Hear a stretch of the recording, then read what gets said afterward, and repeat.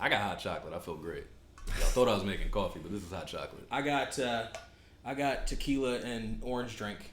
Basically the same thing. What you got over here? I have a Coca-Cola Classic. Hey, that's classic. Yeah, but I'm a Pepsi guy. So, are you? Yeah, I mean, Pepsi is one of the greatest drugs ever created. I mean, shouts to TJ and Jay. They both work for Pepsi.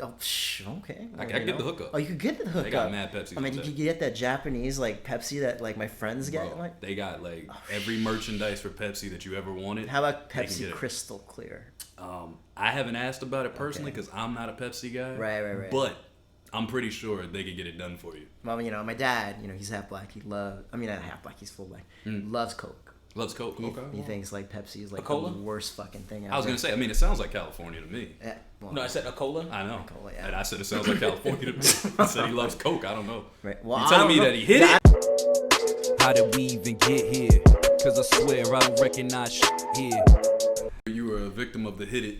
You're not. That's the hit it. That's where it comes. Boom. All right. He got hit with the hit it. He did. Did you hit me with that Mayweather with the right or with Mayweather with the left? It was a right. Okay, all right. Came across. Okay, all right. So aside from Trey and the moneymaker, we are sitting here with I'm the moneymaker. We are sitting here with with a homeboy from way back. We're talking, of course, about. Whatever bomb's going on out there. I thought I was tripping. Yeah, no. Did everybody else hear that? No, so they're having a hardcore match out there. Okay, but we're here with my homeboy from way back. It actually is way back now. It's over a decade, I think, at this point. Jesus Christ, you just aged us. Nick, I'm not even going to try to butcher your last name. It's all good. Don't worry about it. What's your last name? It is very Islanderish. It's Mataalii. There you I'm go. pretty sure I'm gonna get vanity searched on this again. Yeah. And then someone's gonna be like, "Oh my God, he did something. He probably talked shit about us," which is probably might be true. Go ahead. So what? Fuck them. We got a whole segment. You Talk can just your say, talk. Yeah. Fuck those guys. Talk your talk. So we go back to the old days of indie wrestling in Southern California in general, but we really connected through indie wrestling in Orange County. When I got into Mach 1 wrestling out there and met some people, namely Matt and Evan, and they knew you. Because we had actually secretly been running in the same circles together. Well, we just realized that on the car ride over here that we were running in the same fucking circles the entire time. Yeah. But it's like in the City of God. There's a moment where you would cross each other, and then there's a part where the narrator, Rocket, would say, "Oh, that's such and such," but it's not yet to tell our story. So that's how it go all the time. I was like, you have those kind of moments, but the real reason, the way we actually really met, was even more hilarious because that was during one night during our boy Matt's birthday. Every year it was a tradition to take. Well, no, we only had it 2 times because. If you're going to try to replicate success the second time, usually it doesn't go through. Sequels are tough. Jesus Christ, this wasn't First Blood Rambo Part 2. I'll tell you that much. But it could have been. There were some women there that looked an awful lot like Rambo and like they say, always the first movie was the best. Where are we talking about, Nicky? All right, so we met at this Mexicano restaurant that they all put us together. But it's funny because at the time I first met him, I was already involved in a blood feud with another brother of mine that was there. The way we got together was like, look, I know you don't like Nick and what he said and blah, blah, blah, but this is my day and, it's my night and I want you guys to just kind of be cool with each other. See, I'm all about look, may not like you or you may not like me, but God damn it, we're here for a purpose. We're here for somebody. Let's just put that shit aside. And that's how we function. That's how we do it. But if we come to fisticuffs, just let me go get my tape and put it right on my fist so we can go have a bunkyard match outside of the fucking parking lot. But anyway, going beside the fact, the way we met was so funny because he insulted my brother. He did? Yes, he did. Oh, shocking. Yes, Brent? shockingly, yeah. You did that? So the first impression was I had to. Well, okay, this is what he did. I had to. First moment, because we were all talking about, because Wild Card is coming up in less than 6 weeks. Right. And so, my brother is a huge Dallas Cowboy fan. So, obviously, I had... Yeah, okay, I got it. Yeah, I get it. Yeah. Brent gets a pass on that one, I feel like. Yeah, so he basically told him... I remember when they were talking about... It was just mentioned that he was a Dallas Cowboy. And he's a Niners fan. For those who For don't you know. whiners. Hey, Anyway, hey. Now, see, hold I on. got that from somebody. I The took that from 49 somebody. That's see- not me, see, baby. That's not me. See, here's Calm the thing. down. 49ers The fans- 40 whiners is okay. 49ers fans don't whine about why they lose. Cowboys fans whine about why they lose. 49ers fans know why we lose. Well, I mean, we know why. We it's know practically why. a plantation. We know when our team. We know when our team sucks and when fair, it doesn't. right, We know. That's fair. We're aware. Right. I get it. All right, so just as an order of business for everybody that doesn't have headphones on, I just want to put this out there for y'all. You guys have to leave the table alone. You keep smacking it, the two of you. Oh, I'm sorry. Combined. Oh, wow. It's like, I just did it light. Oh, It picks up in vibes. Yeah, Yeah, okay. yeah. Got it. Because y'all were talking. Is that one more time? There we go. No, it's there. Oh, I see it. I see it. Trust All me, it's there. right. I'll show you. Look, All right. hold on. See those? Oh my god. Damn, that's I like didn't a want to fucking say. I didn't want to say anything. You should have 'cause y'all were said in the middle of it. something. Well, I had And to wait. I and waited I till the was- story. and I was that's worried about the very mics not nice picking of you. everything Oh, up. no, it's Nice picking up. young man over here. I try to be. You know, I have my moments. Don't We all- let that lie catch. fire I'm on basically you. like the Don't- angel don't- of the podcast. Oh. You know, how, like people have wings and halos. That's me. I'm Oh. pretty much that guy. Okay. They normally call me Angel. Typically, it's not even Trey anymore. Oh, like Angel from ECW? Sure. Like of the Baldies? Yeah, I mean, I'm hey, listen. Or a Halo. I'm a Angel. baldie. If that Well, counts. okay, well, it makes sense. All right, Spanish Angel. All right, all right, go ahead. I'm sorry. No. Anyway, don't, yeah. So don't believe it. Don't so- believe saying, anything he devil? says over Yeah, there. so- So I insulted the Dallas Cowgirls, obviously for obvious reasons. that's 10 years ago. Let it go. But anyway, okay, yeah. So anyway, we're getting ready for this whole thing, and we're all getting amped up and shit. Me and this other guy, like he's my brother. I mean, we're good now. Love him to death no matter what. Long story about we got into our little blood feud, but it is what it is. So we decided just to come for our boy Matt, and here we're getting amped up, and everybody's jazzed up, especially this dude right here. It's funny because the moment he said that comment, I thought he was the biggest complete asshole. That I was like, wow, man, I don't like this kid already. Let's take him out. That's Like, let's accurate. take him out once we no, not to beat his ass, but let's make him look bad. Maybe we might fucking throw a roofie and just drink. Yeah, Oh fuck, I yeah. forgot my roofie. No, that's so I'm fair. like, I don't have roofies, but I don't have drug dealing friends. Like, I mean, I don't, not that I know of. But anyway, I mean, you wouldn't have had to do that. Babe. I know. It's okay. Maybe See. it's all right. So anyway, so we're all getting amped up, and we're just talking about. It's a little frosted. Tips. Thank you very much. I mean, you know, the John Taylor. Okay. Anyway, so no, what happened was, I think he was probably maybe the third or the second most hyped up person that whole thing, because there was another guy. Somebody was more hyped than Brent. Oh yes. Jesus. There was. I That had to be mean, unbearable. no, it was actually funny because this dude wore a fucking suit, and I don't know if we're allowed to name names here of who it was. You know who Sure. no, I don't know. That's Sure. I have It's respect for people. completely that Sure. way. up to you. There's no Alright. law against Well, naming names. you know what? We'll just call him TG. How's that? That's what he feel does. He safe. always uses letters. TG. Yeah. He always you know, uses letters. TG. You know, yeah. He's gonna try to say it. He's trying to think. I know of he's something gonna say. try He's to. trying Yeah, right he's now. fucking trying. Like he's like. Yeah, he's don't fucking- just keep moving. You I'm just keep fucking talking. forgetting the name. It's like he's TG. constipating, Yeah, trying to if get you that keep word talking, out. He'll forget if you just keep Ah, talking. shit, no, let's just forget it. Okay, let's forget I'll remember it later. So anyway, Tom Green. That's who it is. okay, we'll call him Tom Green. There Thank you you go. very much. You're See, welcome. nice play on that one. There you go. So Tom Green, quote unquote, he was at this whole thing, and he was super amped up because Maddie, he sold the idea. Well, first of all, how did he sell you up on the idea of going? That's To the party? yes.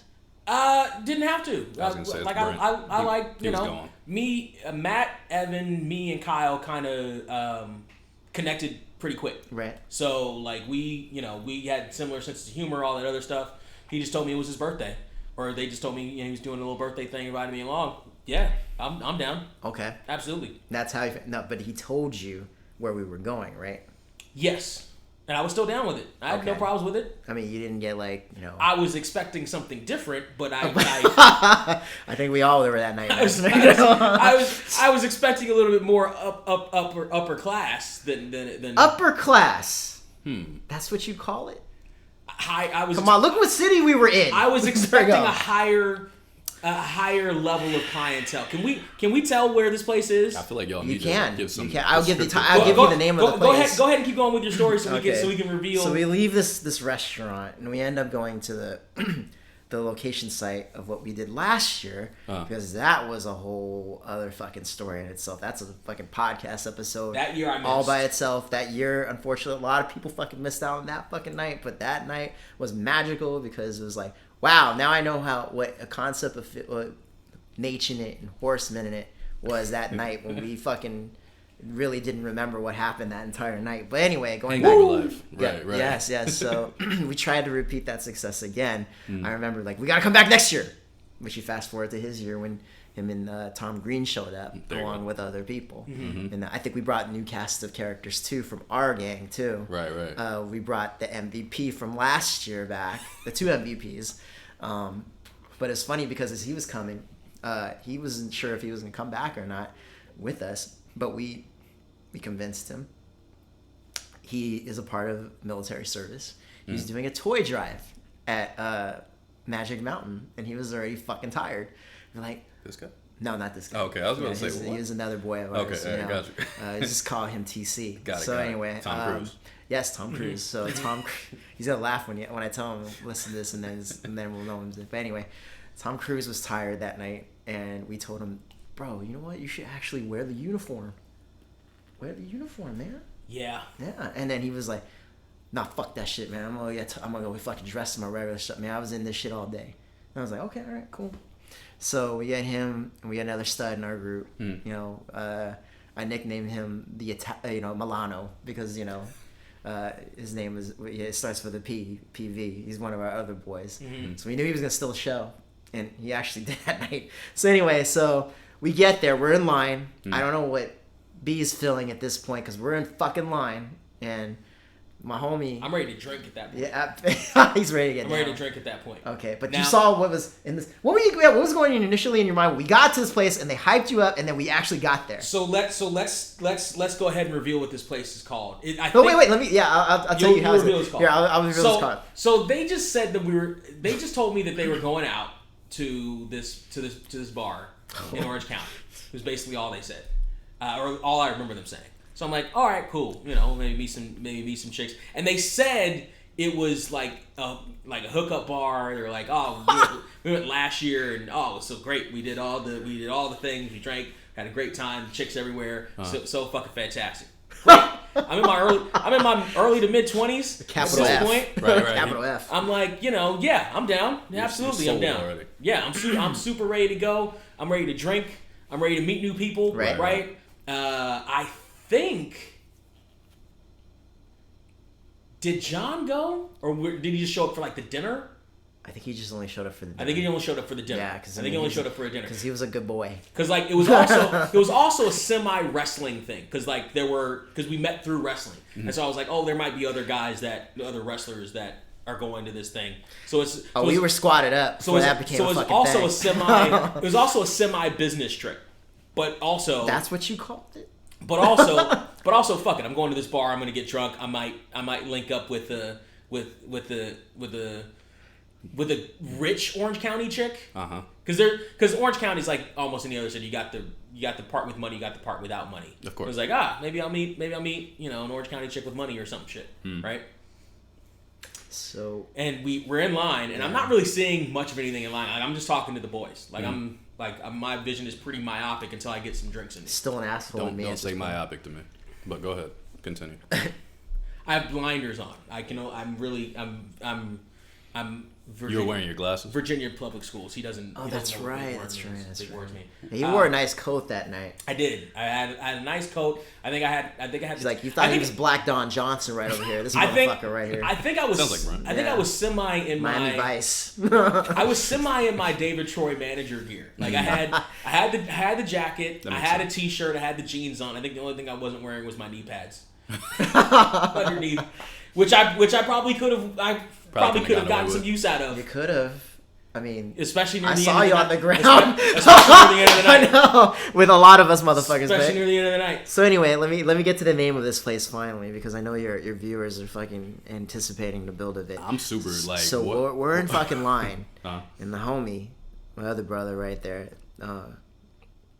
name is Hooks. Just call him that.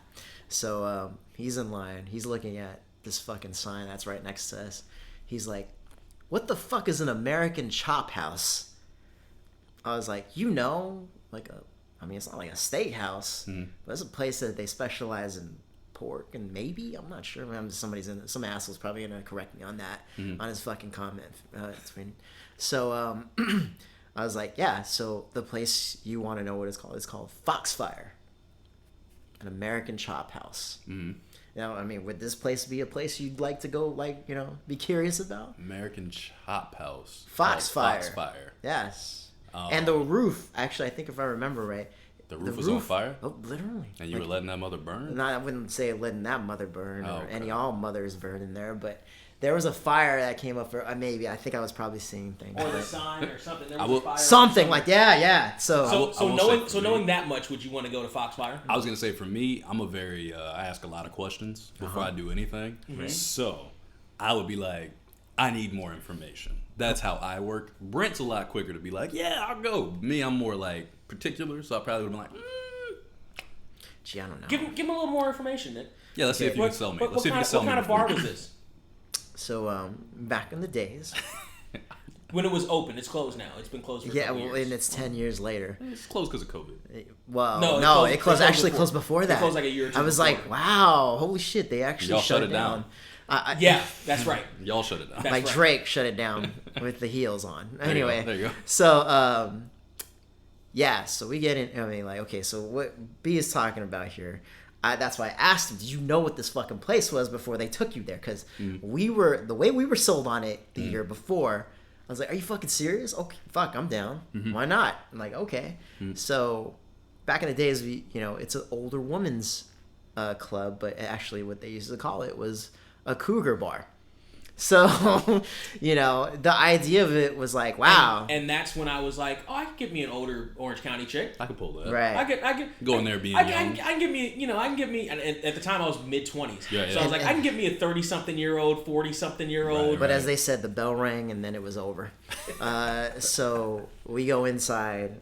I was expecting, so here's what I was expecting. I was expecting hot MILF. I was expecting, a hot, 40-something. I was expecting, like, Mickey James. Mickey James now. That's Yes, a I little was different expecting. class. That's a little different Yeah, class. but I'm just thinking That's about what he was Miss thinking. Duncan Yeah. Hines, Yeah. 2007. I'm thinking what he was Anyway. thinking. But yes, but He always mentions her. Mickey Oh, James boy. now. Yeah, Right. something. Right. That's Yeah, what- something. yeah. Maybe a wrinkle or two. But she's still keeping herself together. She's still good to go. You know what I mean? Just reach her sexual peak. She's in her prime. But you She's- got Mae Young? She's looking for some tender young meat. I feel like you're gonna say you got Betty White or Mae Young. I'm trying to figure Betty it out. White has an amazing personality. I will not I love tolerate Betty any White. disrespect Whoa, to Betty whoa, White. whoa, whoa. It was Let's her just say- birthday, let's- actually. I just passed It it. was did, her days like ago. 2 days ago. Yeah. Happy birthday, Betty White. Let's be very clear. Betty White is my lady. I love Betty White. Always have. She was on my first episode of HDTRE, as a matter of fact. She was There the you first go. person I spotlighted. I There love you go. Betty White. Oh, wow. Yeah, take it easy. But that's what I was expecting. Right. What did we see when we got there, Nick? Man, I mean, I know, okay, when you get in this place, it's almost like it's like somewhat darkness, but at the same time, you see a For little good light. reason. There's pool tables all over the place. There's kind of a rock structure around certain areas of the establishment. You go inside. They had a couple of different bars, too. Right? Yes, they did. They had like 3 or 4 bars. They had like an island bar, like when you first got in. Yeah. There was another one off to the side. There was an outdoor kind of smoke area. I think it had steps that went up to like another little patio Right. area too. I believe, if I'm remembering this right. Yes. So we get in there, and we're going in there like, because remember, we came off fresh hot from last year, Right. thinking that same energy, same vibe is gonna be there. Right. A couple hours later, no, I don't see any action that entices me. My brother at the time was involved with someone, so he was deep in. He was just gonna be like, he's gonna be like honky tonk man. Yeah, I'm gonna watch. Right. He's playing the background. He's chilling. Yeah. I'm gonna watch. Yeah, can I watch? That's So, yeah, all of us get in there. TG's in there. TG's getting fucking hyped up. He's all nice, dressed nice and shit, because he's, he works for a good company. And then, here you got my man B over here dressed up like fucking Black Don Johnson in there. And I think I was trying to feed off TG's energy. Yes. Because he was one of the only ones that had energy after walking in. Exactly. So those are the 2 tag teams These are that the we're guys going to going take at it. our that we're basically going to try to steal the show like we did the last, Right. couple of years. So anyway, we get in there. Yeah, there's not really much to talk about that second, part, except I know B sees it from another perspective, because I never really got to talk to him about it. But from our vantage point, it was a lot different. We'll get to that towards almost the end of that conversation. But go ahead. Was the next year that we went the year of the? No, we only went twice. Of the unless proposal? you went back. Because there was a year where the night ended with a specific proposal from a young lady to the entire. Oh no, we're gonna talk about that at the end. Okay, that's the end. Time. That's the same fucking night. So yeah, we'll get there. Night. We'll get there. That's the part I remember the most. There was. But what's your initial reaction as you're getting in here like an hour in? The drinks were fine, relatively reasonably priced. They're old people's drinks, but go there ahead. Were. I mean, most places I just order a rum and coke anyway because it's hard to fuck that up. Maddie and you, he loves that shit. It's hard. It's hard to fuck up, and you know what I mean. Okay, Vince McMahon. The worst thing that people do to a rum and coke is over ice it. That's it. That's a young bar. So there's not a whole lot of the Cougars. It's not. I'm not seeing anything. I'm not really seeing anything that's there. I remember there was one girl there that wasn't even that much older than the rest of us. She was brunette. She was off in a corner somewhere with like her friends. Oh, wait a minute. I think she may have. Didn't you fuckers try to get her to go with Matt? Oh, it was his birthday. We were trying. I know that. We were trying. So the vibe was, it's Maddie's birthday. We're gonna get Matt. That's how I remember him. We're gonna get him laid. We're gonna get Matt a birthday present here at this bar. Sounds like Brent. Yeah, we're gonna happy birthday, Matt. I bet you were so comfortable with talking vagina. to women that night. I said, I bet you were super comfortable talking to women that night. Because I'm wingmanning it. I'm not going from Right. I'm the king of the wingman. Right. Now, mind you, the problem was the selection. There wasn't a huge selection, and also the other problem was getting Matt to actually talk. Because Maddie, we love Maddie, but he's very shy. He's a big cuddly guy, but he's very shy, especially in situations like that Terry on Gordy. that night. Like Terry Gordy. Pretty shy. So it was hard to get him to open up or to get him to come to the women. So he's married, by the way. Anyway, go ahead. No, he's not married. Officially married? No, not official. Okay. Official, but I was gonna say because I know he's been with his girlfriend for a minute. Yes, anyway, yes. That's how I like to call it. Yeah. At this point, you might as well. Go ahead. So the problem was we were trying to figure something out, right? to get this whole thing going. We probably did. Matter of fact, I think I may have talked to her. I think I may have sacrificed myself because I wanted to talk to her because she was the only attractive woman in the bar. Don Johnson. But I was like, all right, this is my boy's birthday. I'm gonna try to do something for my boy here, and it didn't work out. Again, for the same reasons, like rock hard place trying to get those two together wasn't exactly working until the end of the night. Oh my God. Okay, we were all on the dance floor. We were dancing. We had one last run. One fucking last run because last call had been called. We might as well just go all out. There was no interest point with anyone in this place towards us, towards them, right? Vice versa. And whatever semi-attractive women were there had already started to leave. Yes. They filter out by last whatever, call, and they were few and far between anyway. So here's where we start doing our goddamn TLC spots on the dance floor. Table, lounge, and chair, not tender, love, and care, people. It was going to end that way, though. A little of both. It was going to end that way, but here's the deal. So here we are. I'll never forget it. B's on the ground. Let's see. I'm there, and so is Tom Green. Tom Green is the Army guy was Tom Green, right? Yeah, Tom Green's there, basically. And then fucking Milano Collection was there, and so we're just doing our spots. I'll never forget it because this woman, the one that B was trying to solicit an offer towards our good friend, the birthday boy. Oh, man, I don't know how we did it, but we did it. She slid right underneath us, between our legs. Wow, just what the fuck was this? What the hell's going on? Is this the same woman? Because I'm thinking of an attractive one. No, this is. And the solicitation came from one that was. This is okay. Yeah, because there was two other girls that actually gravitated towards us the entire night. Hold on, time out. I need context here. So, Brent's on the ground. is what I got from the beginning of this. Yeah. He's on the ground. But, I mean, it goes back to what he said about knee pads. Right. See, I don't even remember this, but it was probably some stupid dance. Yeah. He's actually on the Wrestling ground. spot. Yeah, he's thing that actually we were taking doing. one for the team like we are. He saw what we were. He probably saw what we were doing. Yeah. And was like, you know what? Let me get on this shit too. Yeah. Yeah. I was like, okay. And I'm never that guy. I'm not doing it. we just wanted, you know what? We were like, fuck this shit. We're gonna just go all and out. You said she slid between your legs. Yeah, I'll never forget it because my brother, Like the one legitimately. who was in a relationship, came up to me. It was like, man, you could get all in on that. I was like, I don't know what just happened. Like, I really don't know. I don't know how you can answer that. I'm fucking stunned. And then, oh my god. So, okay, going back to what happened, the proposal. Now we're gonna get to the proposal. Mm-hmm. So Tom Green is right there. Mm-hmm. Tom Green pulls me and my brother aside. I was like, we need to get the fuck out of here right now. I was like, what the fuck? What happened? It's like, dude, the lights haven't gone up yet. She's like, oh my god, man, you never believe what happened. I was like, okay. So the two women that were with us the entire night, just hanging around with us, young studs, young stallions. Mm-hmm. Not like Paul Roma and Jim Powers, young stallions, but Right. you know, That's a callback. yeah. That's a 36-year-old callback. Exactly. So us young stallions 36. right there. That's Oh, 5 there years you from 30. go.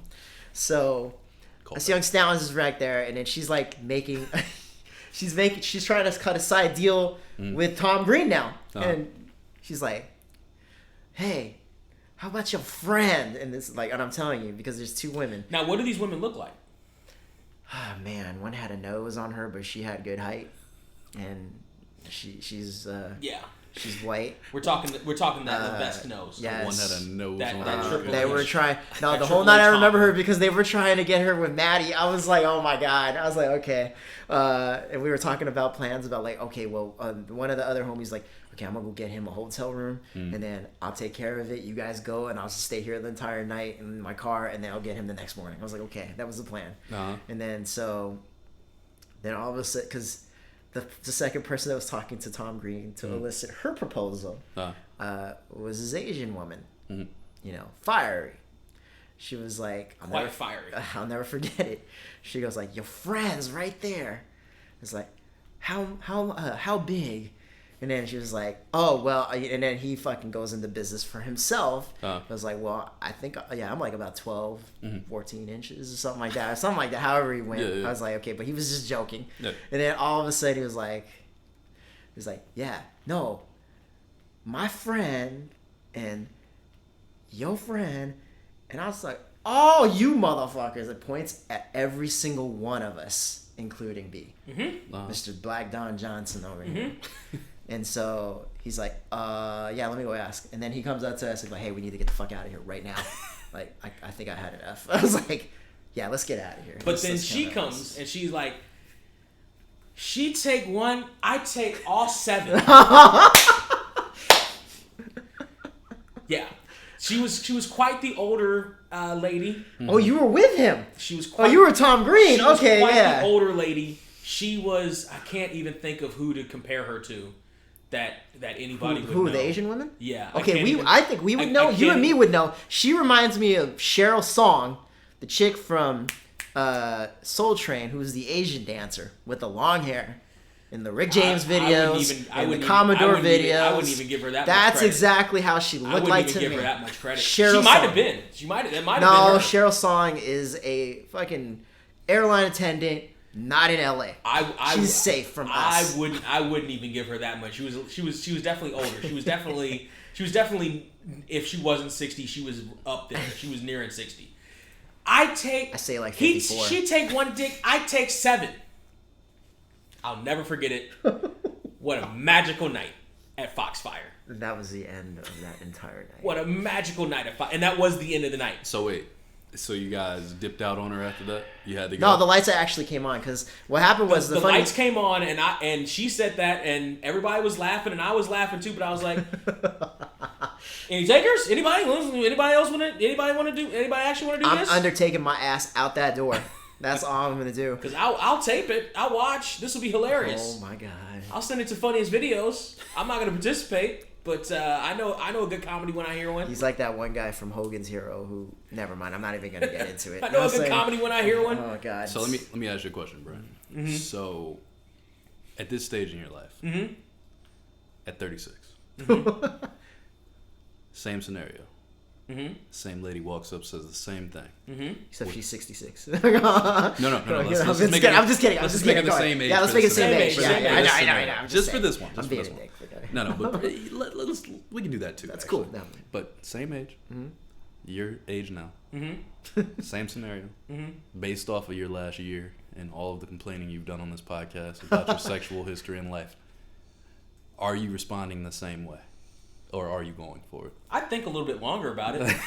Wow. I consider it for 5 more seconds. Well, his mind has matured at this point. That's the thing. Well, no, the options have limited at this point. Well, his options have deteriorated. Okay. At this point, I think at that point I was fucking maybe 3 to 5 chicks at one point. But so you were good. Yeah, I wasn't in as desperate need as I as others or I would have been then. I thought about it. I would think about it. But at that point, I was like, Maddie, do you accept? This is your last chance for a birthday present. Let's go.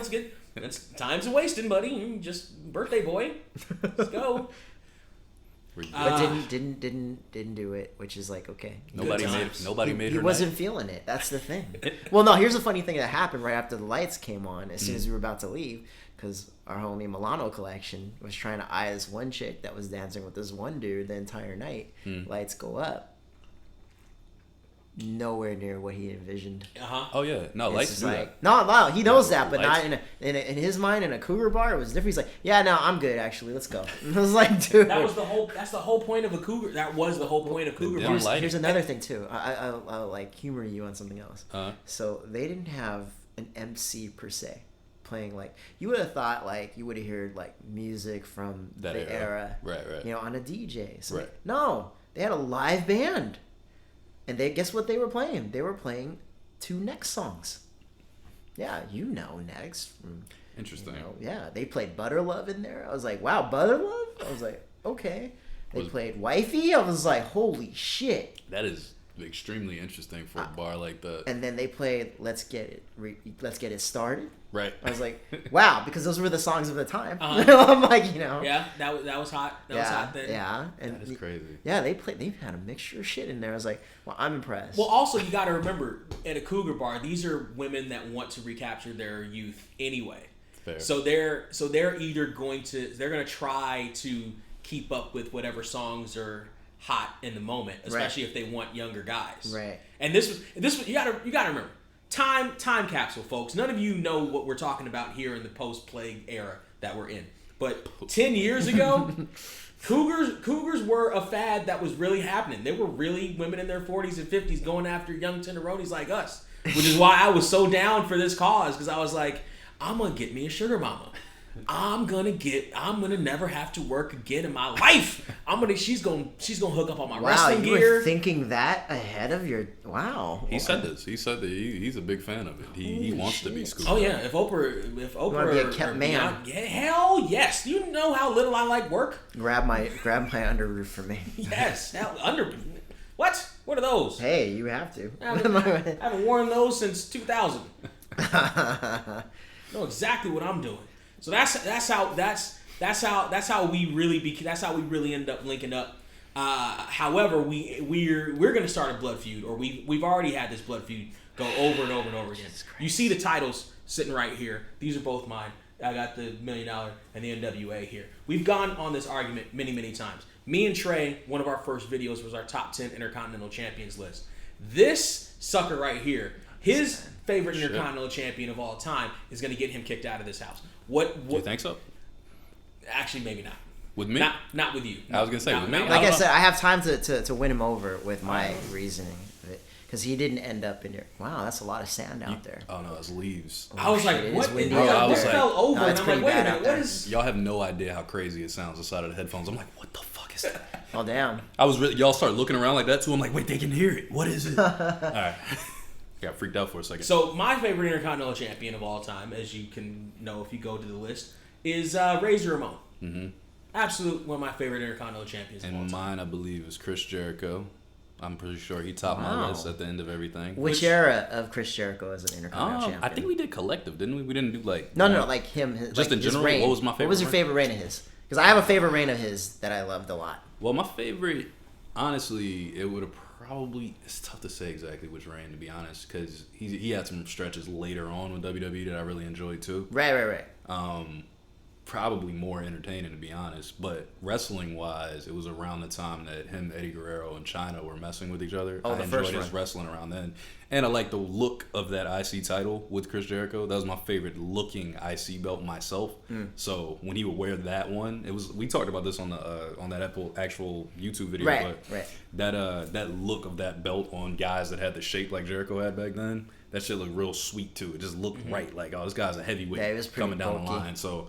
Yeah, like that era of Jericho, I liked with the little stupid ponytail shit at the top. Right. But I can't think specifically like which title reign I would say, but I just always enjoyed him with that belt, like specifically. Mine specifically for Jericho because he's nowhere near my top 10. Mm-hmm. He's nowhere. Wait, what? Hold on. As far as nowhere near your top 10 for the IC belt. Wow. Okay, yes. I can't wait to hear this list. He's like number 11 or 12, but anyway, that's crazy. What saves him from going up to the top is that I love his reign, even though it was a little. They were just potatoing it. They were, but, yeah. But they actually. That's why it's tough for me to think of one that's like, oh, this is the one. The Ron Mysterio series. That's what I call Rey Mysterio, Ron Mysterio. Got it. So anyway, going back to WCW days when he used to fuck up his name.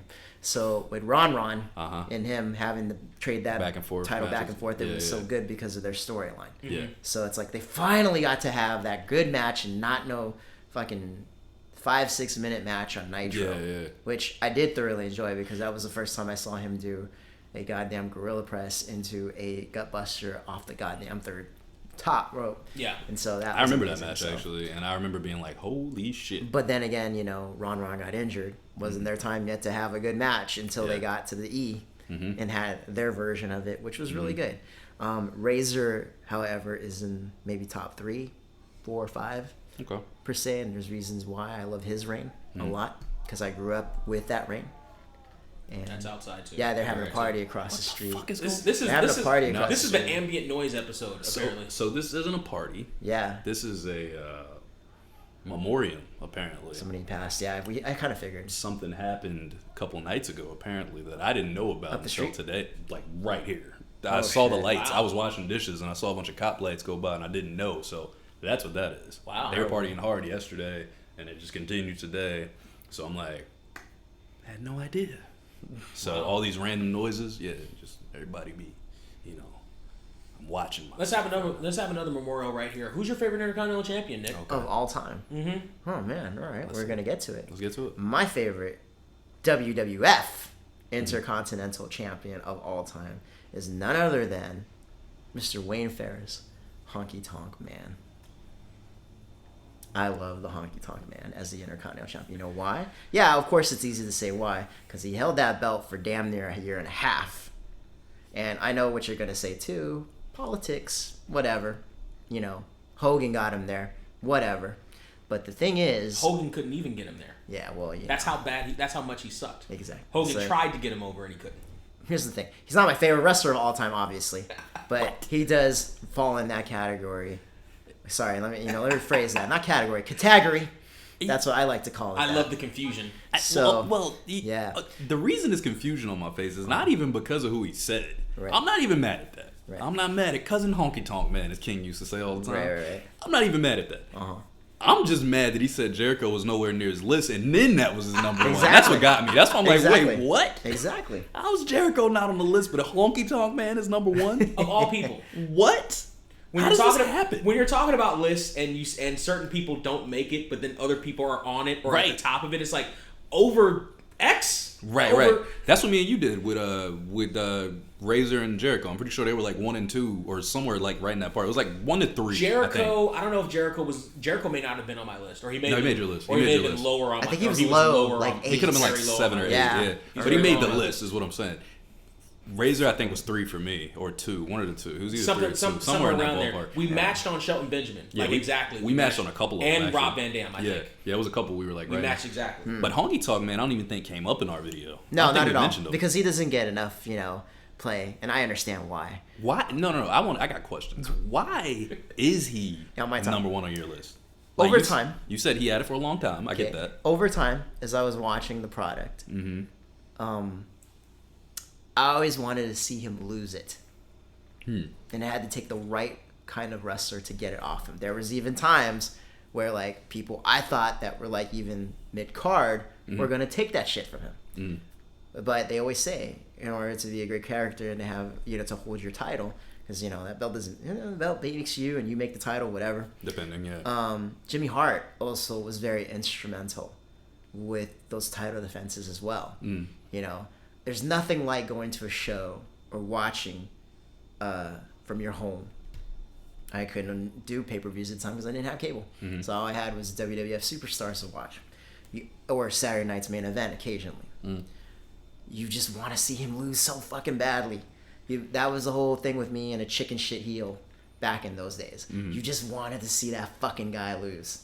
But he never lost. And this pushed him to number one. It's pushed him to number one because I like I love my matches like that. If they end in DQs or countouts, they better be fucking entertaining. Guess what? WWF in those times was very entertaining. And how you got a DQ and how you got a count out because it made you care about it. And it's just like you invested in it.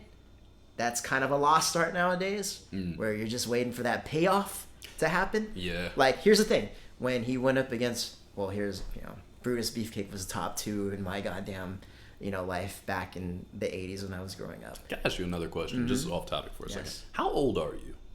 I need to understand this because I know how old Brent is now. He's 36. Right, I just turned 40 last year. You just turned 40? Okay, you look great, by the way. Thank you very much. You just turned 40? Yeah. I saw avocados in the older women. Oh, crazy. Oh, yeah. You said your father was black. Yeah, well, yeah, my stepdad, my real dad is Samoan, and my stepdad's black. But he's like basically my dad because he raised me. That makes a lot of sense, though. So then, like, did he just, like, inject some of his black, did he just, just put some melanin in your veins? Well, no, here's the funny thing. Like, preserve you at 40? Is that how that works? Because 40 is like... Because black don't crack. No, it really does not crack because, whenever he shaves his beard off... Oh, yeah, you look like a super young man. Goddamn, young buck. Yep. So, he's a 60-year-old man still listening to ratchet shit. Yeah, no, that's right. And that's when I was like... That's how you're supposed to do it. Exactly. You don't want to be that... I don't listen to ratchet shit right now. You don't want to be like, okay, look, I'll go on right and this is going to be a shoot. This is going to be a shoot. I have a couple of friends that are on my... Man, this is going to be in trouble. Who the fuck cares? Get in trouble. You only live twice. Get in trouble. Mike Quackenbush said that before he got... Never mind. Anyway, twice. so... That's hilarious. I like it. Quackenbush was really good, actually. Oh, he was awesome. That's White Boy Lucha. He came to Mach 1 one time, and I was like, He came to Mach 1? He came to Mach 1 once. And I was like, holy shit. That's an education. I was like, oh! Dude, Chikara special. I know how to do it. That shit's Sorry. Anyway. I heard it. It was high pitched. I felt it in my throat. I heard it too. No, trust me, I heard it. Only reason I had to ask is because the references that you're using for wrestling, it's like when I listen to Brent. Brent goes and he'll say, 5-year gap between me and Brent. Yeah. So when he's talking about wrestling, a lot of the time I'll be like, I wasn't watching wrestling yet. Right, so I'm right. listening, and I'm like, I know these characters because I've done enough research and I've watched enough matches. But I'm like, why is this registering to him at this point? So I'm like, okay, he's 5 years older than Brent or 4 years older than Brent. So it's like, okay, that makes sense. Right. You know what I mean? Like, why you would be like, that guy at that part of my life makes perfect sense. Because for me, it was 98 is when I started. Of course. That was Attitude Era. You got into it perfectly. It was right when I started watching. I think my first main event that I remember is Austin, Undertaker, and Kane for the title. When Austin was fighting both of them and they double pinned them. That was the first pay-per-view I remember. Oh, wow. Literally the first pay-per-view I remember. Breakdown pay-per-view September of 1998. Very first one I remember. So that's why, like, when I'm listening, I'm like, what? But I've done research and I've watched old tapes and, like, the other Raws and all the shit. The network was a lifesaver for that shit because I swear prior to that, I'd never seen Or in your time, WWE On Demand. Right, for real. Yeah, legit. I used to watch that shit religiously because I was a kid, like, next one. Show me more. And I was addicted. I was ridiculous back then. But go ahead. I just had to get that timetable because I'm like, these people never infected me like that, like at all. So, okay. I get it more. That's why he falls in my line. I get it more. I thought Brutus was going to take it from him at Mania. Actually, he had 2 opportunities. And then, of course, he got injured by Outlaw Ron Bass. I was like, God damn it. And so, the next thing you know, here he comes. Out again. Get me somebody out here I can wrestle with. I don't care who it is. Talking cash shit the whole time. And then all of a sudden, you hear that. Jesus Christ, why am I blanking on his name? Guitar riff? Yes, you hear that. Not just the guitar riff, but Jim Johnston. You hear the Jim Johnston guitar riff. Mm-hmm. And at that time, Jim Johnston was that dude. Warrior's height was this boom. That's what I was going to say. It was Warrior, right? And he came in there, beat the shit out of Honky Tonk Man. Did he do it really quick, too? He did it like super quick, 18 seconds. Honky can get his jumper off. That's what I thought. Yeah, I was going to say, I remember it being really, really fast from what I've heard of it. Now, I had seen it on VHS at this point. Mm-hmm. And even to that time, because it was already on a 3-month, 4-month delay, back in those days, you had to wait for fucking goddamn you kids VHSs. Don't, what he's talking about, a VHS is a tape, guys. It's way back when Brent was just a wee little baby. So that's what he's talking about right here. You had to wait for stuff. It was a tape delay for wrestling back then. You couldn't just stream it on the network for $9.99. You had to go and wait, buy a tape, put it in, figure out, be like, shit. Well, part of that was it stayed on pay-per-view for a little while. Right. Because they wanted to get as much money you as couldn't get them originally. You had replays. You had the replays. It was the day after, the next day, the one after. Maybe a couple weeks. Bro, they would play that shit or whatever. Oh my God. And then also the whole process of putting it on tape that shit was afterwards just took forever. Oh, it took so long. Yeah. So. So I disagree with everything you say. Of course he does. Honky Tonk Man was for me had go away heat. I didn't want to see him get beat. I didn't want to see him. I hate he was X-Pac go away heat. I never understood the X-Pac heat. I know. I never got the X-Pac heat. I like X-Pac. I love X-Pac. I was my guy when I was younger. But Honky Tonk Man was the epitome of the southern style of wrestling that I hate. It's Memphis. The southern Memphis. He doesn't like Memphis. Not even cartoony, but so bad, you're clearly pantomiming shit. It's don't say pantomiming. Oh, he's gonna give me a sunset flip. We're gonna stay here and do this sunset flip spot for 20 minutes. Yeah. It's oh god. I'm into that kind of shit. He was out of shape. It's the age. His tights. It's all age. How Honky Tonk Man is the only guy I know whose tights weren't tight on him. He was terrible. But he wore Carolina blue tights. His finisher. Michael Jordan Carolina blue tights. His finisher was a goddamn swinging neck breaker. And he had all of Elvis' songs on his ass. Goddamn swinging neck breaker. All right. Honky Tonk. Shake, rattle, and roll. Oh my god. Honky Tonk Man was atrocious. How Honky Tonk Man got a job anywhere outside of Memphis. Not only that, I'll never understand. I know the story of how he got the Intercontinental Championship. Of course, everybody knows. Thanks Butch Reed for fucking that up. But I know how that happened. Believe it or not, I don't know the story. If you'd like to tell it, I'll listen. So initially, Butch Reed was supposed to be the Intercontinental Champion. Who the fuck is Butch Reed? The natural Butch Reed. The natural Butch Reed of Doom. Former tag team with Ron Simmons. Former tag team He had to partner teach with me Ron about Simmons. Doom on one of the really early episodes. One of the greatest black tag teams of all time. Go on the network and find some Doom matches. We actually talked about this on the podcast. They're like the proto. They're like the proto APA. Mm-hmm. They were just tossing motherfuckers aside. Anyway, so Butch Reed was supposed to get the Intercontinental Championship because the plan was they were going to give it to give the heavyweight title to Savage, and Savage was the Intercontinental Champion at the time, so they had to get that title off him and get him ready for the heavyweight championship because Hogan was going to go off and film No Holds Barred. Well, I saw that the other day, which is actually still a good film, but go ahead. Yes. Debo. No, you see Hogan and his sexual. Debo. You see Hogan and his sexual innuendo eyes with fucking There's hot a love ass scene. Joan There's a love Severance. scene. He's like this. Like if you did that now in an era we lived in, he's like, The Hulk Brent Hogan does that all the time. I'm like, damn Hogan. It's like I was 9 when I saw that at the theater. What the fuck? The only reason the Hulk Hogan sex scene. I saw that in the movie theater. The only reason the Hulk Hogan sex scene isn't more remembered for being a terrible sex scene is because more people saw Arnold's sex scene in Twins, which was also terrible. That's the only reason. Like they're 1 and 1A. They're the worst sex scenes you've ever seen in your life. I've seen some shit. But the natural Butch Reed was supposed to get the Intercontinental Championship. Something. Butch Reed gets a bug up his ass about something, and I think no-shows an event. So Vince is like, well, I'm going to put it on him. Right. And actually, this helps lead into the creation of the $1 Million Championship because DiBiase fits in there somewhere. And to compensate him for missing out on the original plans for him, he ends up with the $1 Million Championship. Well, technically, to me, he's still a WWF champion. Yes, I still. We can agree with that one. He's lost the title to other wrestlers and won it back. You bought it. You're a champion. He lost it to Virgil and won it back. That's a championship reign. No, I'm talking about when he's a WWF champion. Yes. Oh, yes, that's right. He bought the championship. He bought the championship. Hey, I can't be the champion. Guess what? Here you go. I'm the champion. Right. There you go. Who did he buy it off of? Andre. Mm-hmm. Yeah. That's a crazy storyline. I love that story. That's crazy. Because Hogan was a little Dave bitch. Hebner's twin brother Earl to be the ref in the match. I forget that Earl Hebner has a twin brother, and I remember when I found that out, I thought somebody was fucking with me. Well, because what I was happened? like, man, get the fuck out of here. They were like, no, seriously, look. Well, because they did the Twin Magic they did, yeah, that's what I heard. So Dave Hebner was a referee. Mm-hmm. Earl, I think, worked in the back. Right. Then they did that angle, and Earl became a referee, and Dave went in the back. That's right. Yeah, that's crazy. I remember Capo telling me about that shit, and me being like, the fuck are you talking about? He was like, no, seriously, look that shit up. And I looked it up. I'm like, what the fuck is going on? And like, wait, what? And then Earl Hebner got caught selling T-shirts out the trunk of his car before events and went to TNA. And then again. But yeah, he's still not the same. He did. No, he didn't. I think not again. I think and he's still not the same official anymore. Yeah, I think that's why. He got nabbed the second time, I believe. Now, to be fair, he obviously wasn't getting paid well by TNA.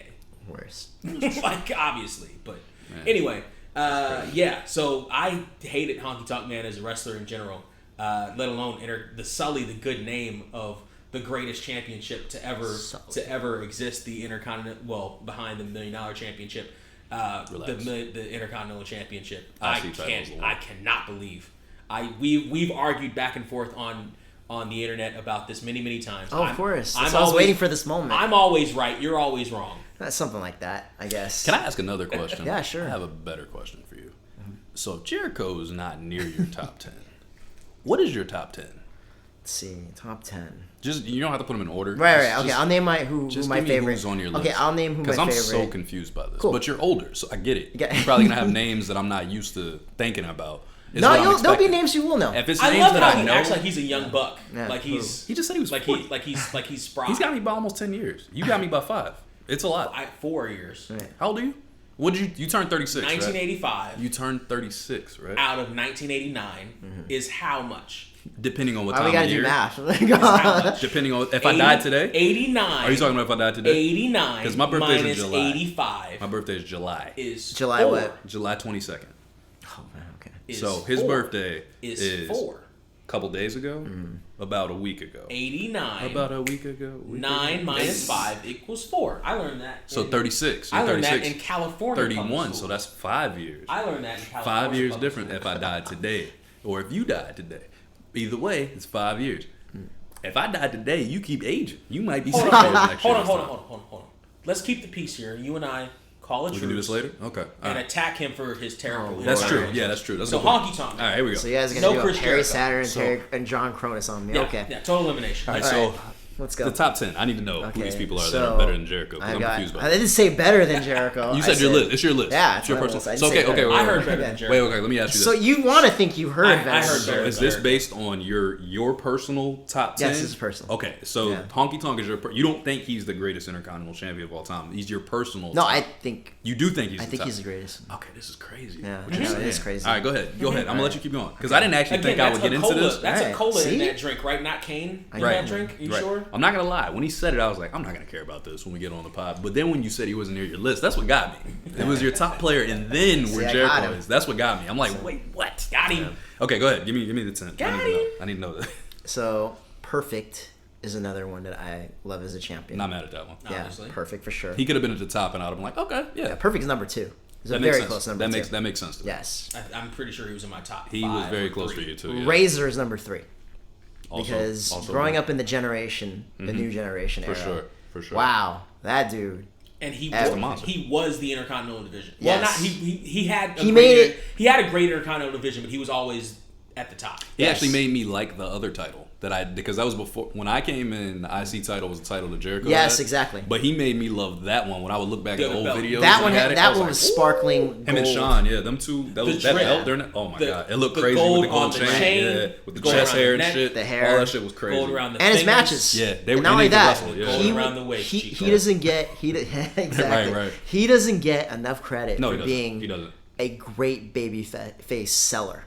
That's the thing. And he was kind of the the a big original. boy too. Yeah, it's hard to get sympathy for big guys 6'7", like him. what is he? 6'7", 287 That's a is big what they dude. build him as. That's a big guy. And you gotta think, on top of all of that, he actually could wrestle and talk, and he was kind of the original outlaw type of character. He was a tweener. Good guy, bad guy. Yes. But that was before that was a thing, Right. really. So he was just different. I think we all agree on Razor. I think he's everybody's top 3 of that belt because he was that guy. Because he made the belt, and he throws one of the best punches that's ever been thrown in wrestling. Yeah, He has some of the greatest punches you've ever seen. Yes. You when you watch him. I remember WCW. I don't remember who he's punching. Bow, throwing the hands out. Him and The Rock had that same Kurt that pop Brett, and like to me had the top 3 punches. Yeah, in the Brett's business. punches were crazy too, and Kurt too. Yeah.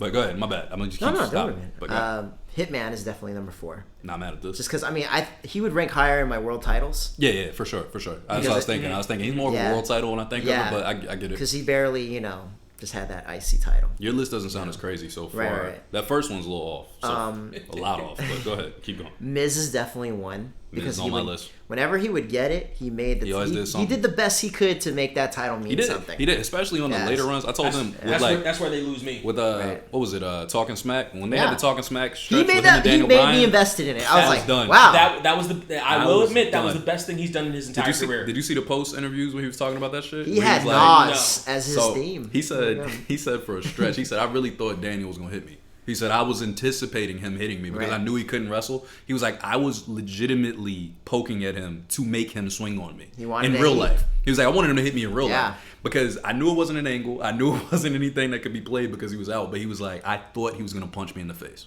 And I was waiting for it. Right. And he was like, but he didn't. So I just stood there and I was just like, here I am. And I was like, yeah, Miz is that dude at that point. I was like, yeah, he needs another run. As much as I don't give Miz too much credit, that Talking Smack thing was the best thing he's ever done. That's that run right there. Yeah, it was the best thing he's ever done. That was his pipe bomb promo. That's what that was. Literally, that shit was fire. He killed that. And then proceeded to kill it for the next, how long did he hold the title after that? I think he had it for like another 4 months or something. Yeah. And then he got beat and then got it back anyway. And they got switching from show to show. That was that Dolph Ziggler run, right? It was, yeah. He was on fire. Who else is on your list? Yeah, who else? Savage is number 6. Never mad at Savage. Wow. My favorite finisher ever. Below the Miz. Yeah. Oh, you're going in order. I didn't know you were even going in order. Are you going in order? He is. He's like, I'm going in order. Because I'm thinking it as I'm telling you. I'm like, okay. Okay. Below the Miz. Yeah. So. I'm not mad at that. Savage is number 6 for me. My favorite finisher of all time, by the way. That elbow. Right. It's my favorite. Every game I ever play, it's always the elbow. Him and Sean, those two. Because I like Sean shit too. But Savage is like, that big man elbow, that shit was fire. I loved it.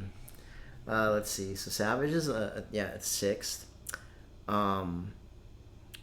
Rock, definitely. Easily. That's another guy that made a title easily mean something with his antics. Because it's like another chicken shit heel.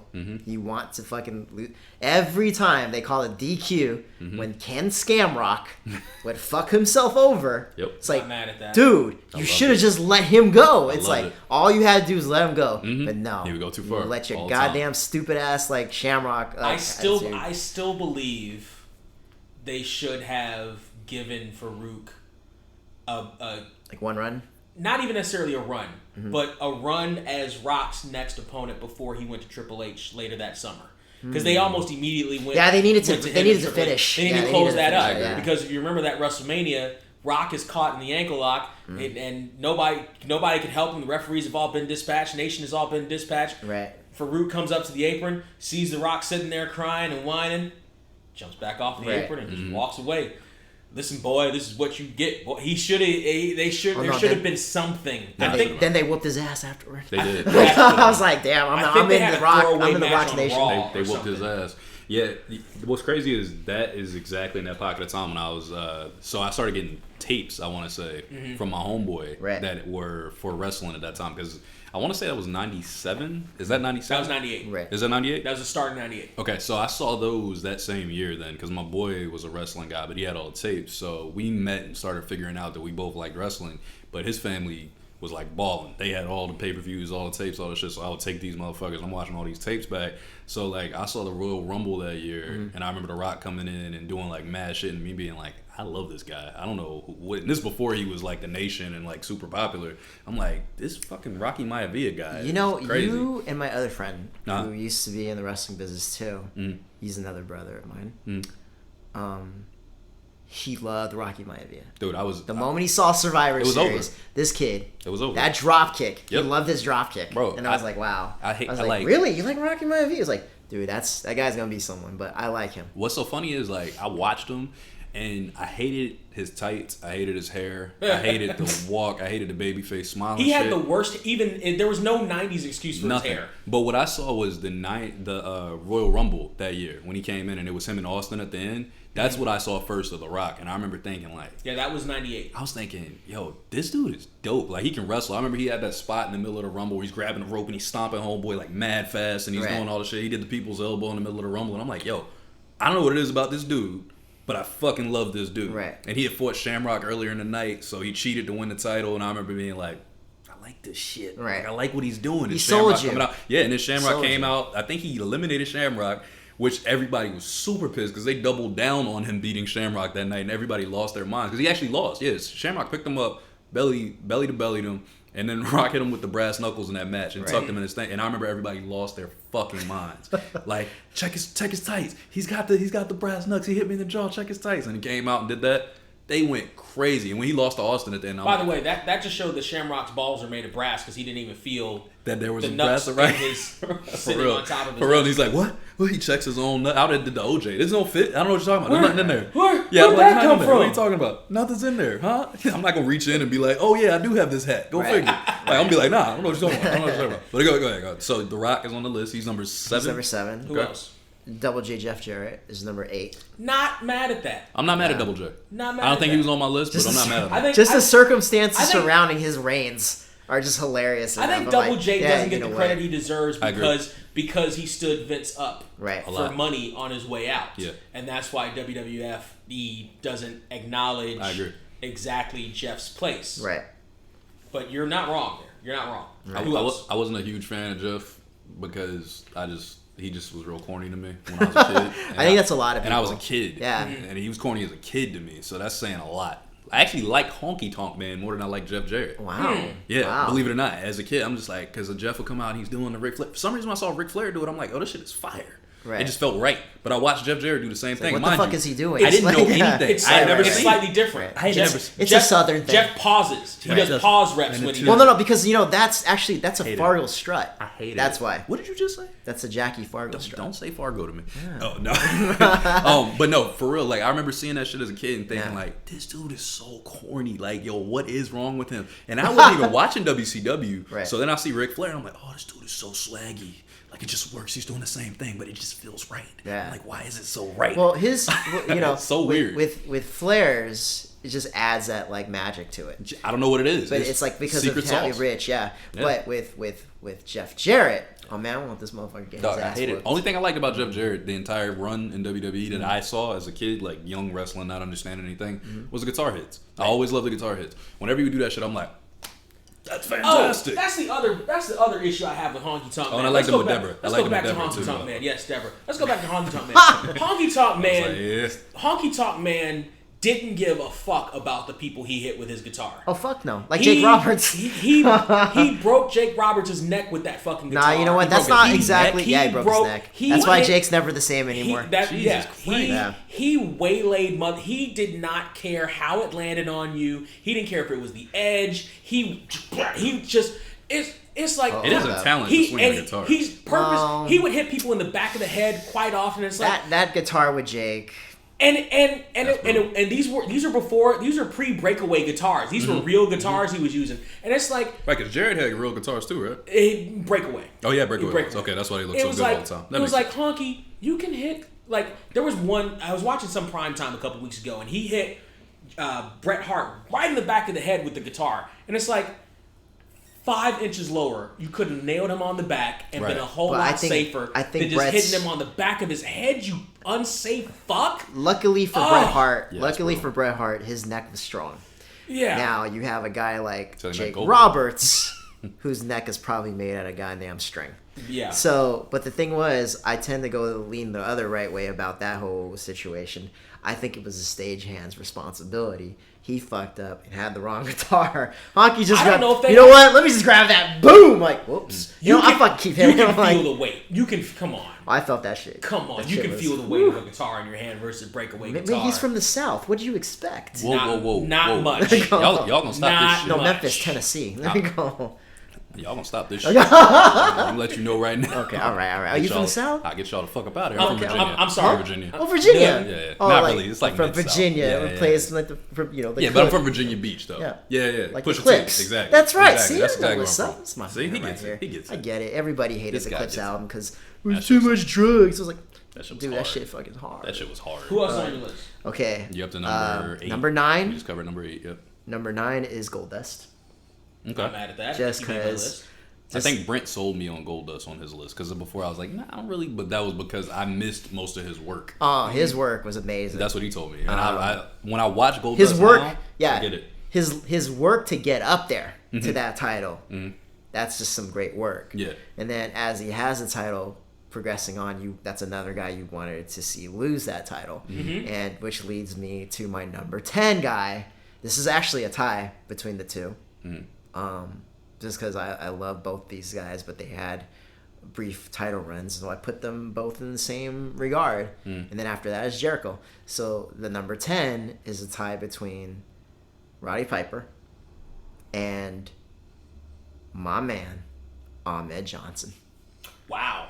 I like Ahmed Johnson. Yeah. Wow. I was one of those kids. that- Ahmed Johnson was Yes. the first guy that I remember as a kid being like, that's a black guy. Yeah. He's humongous. Exactly. He's beating the shit out of these dudes. Right. I like him. I like I was this guy. sold. I was sold immediately. Now, mind you, as an adult, you realize how unsafe he for not only for the other guys he was working with, but for himself. He used to do those dives over the rope, but like his feet would catch. Oh, It God. was like, Yeah. God damn, his Ahmed. planches were dangerous. It's so dangerous. To be fair. And got mad when people were like, when somebody in the back was like, "Don't do those anymore." He was like, "We said it was Shawn Michaels shit." No, Nick, you almost break your neck. To be fair, I have not seen his work since a child. So, Good.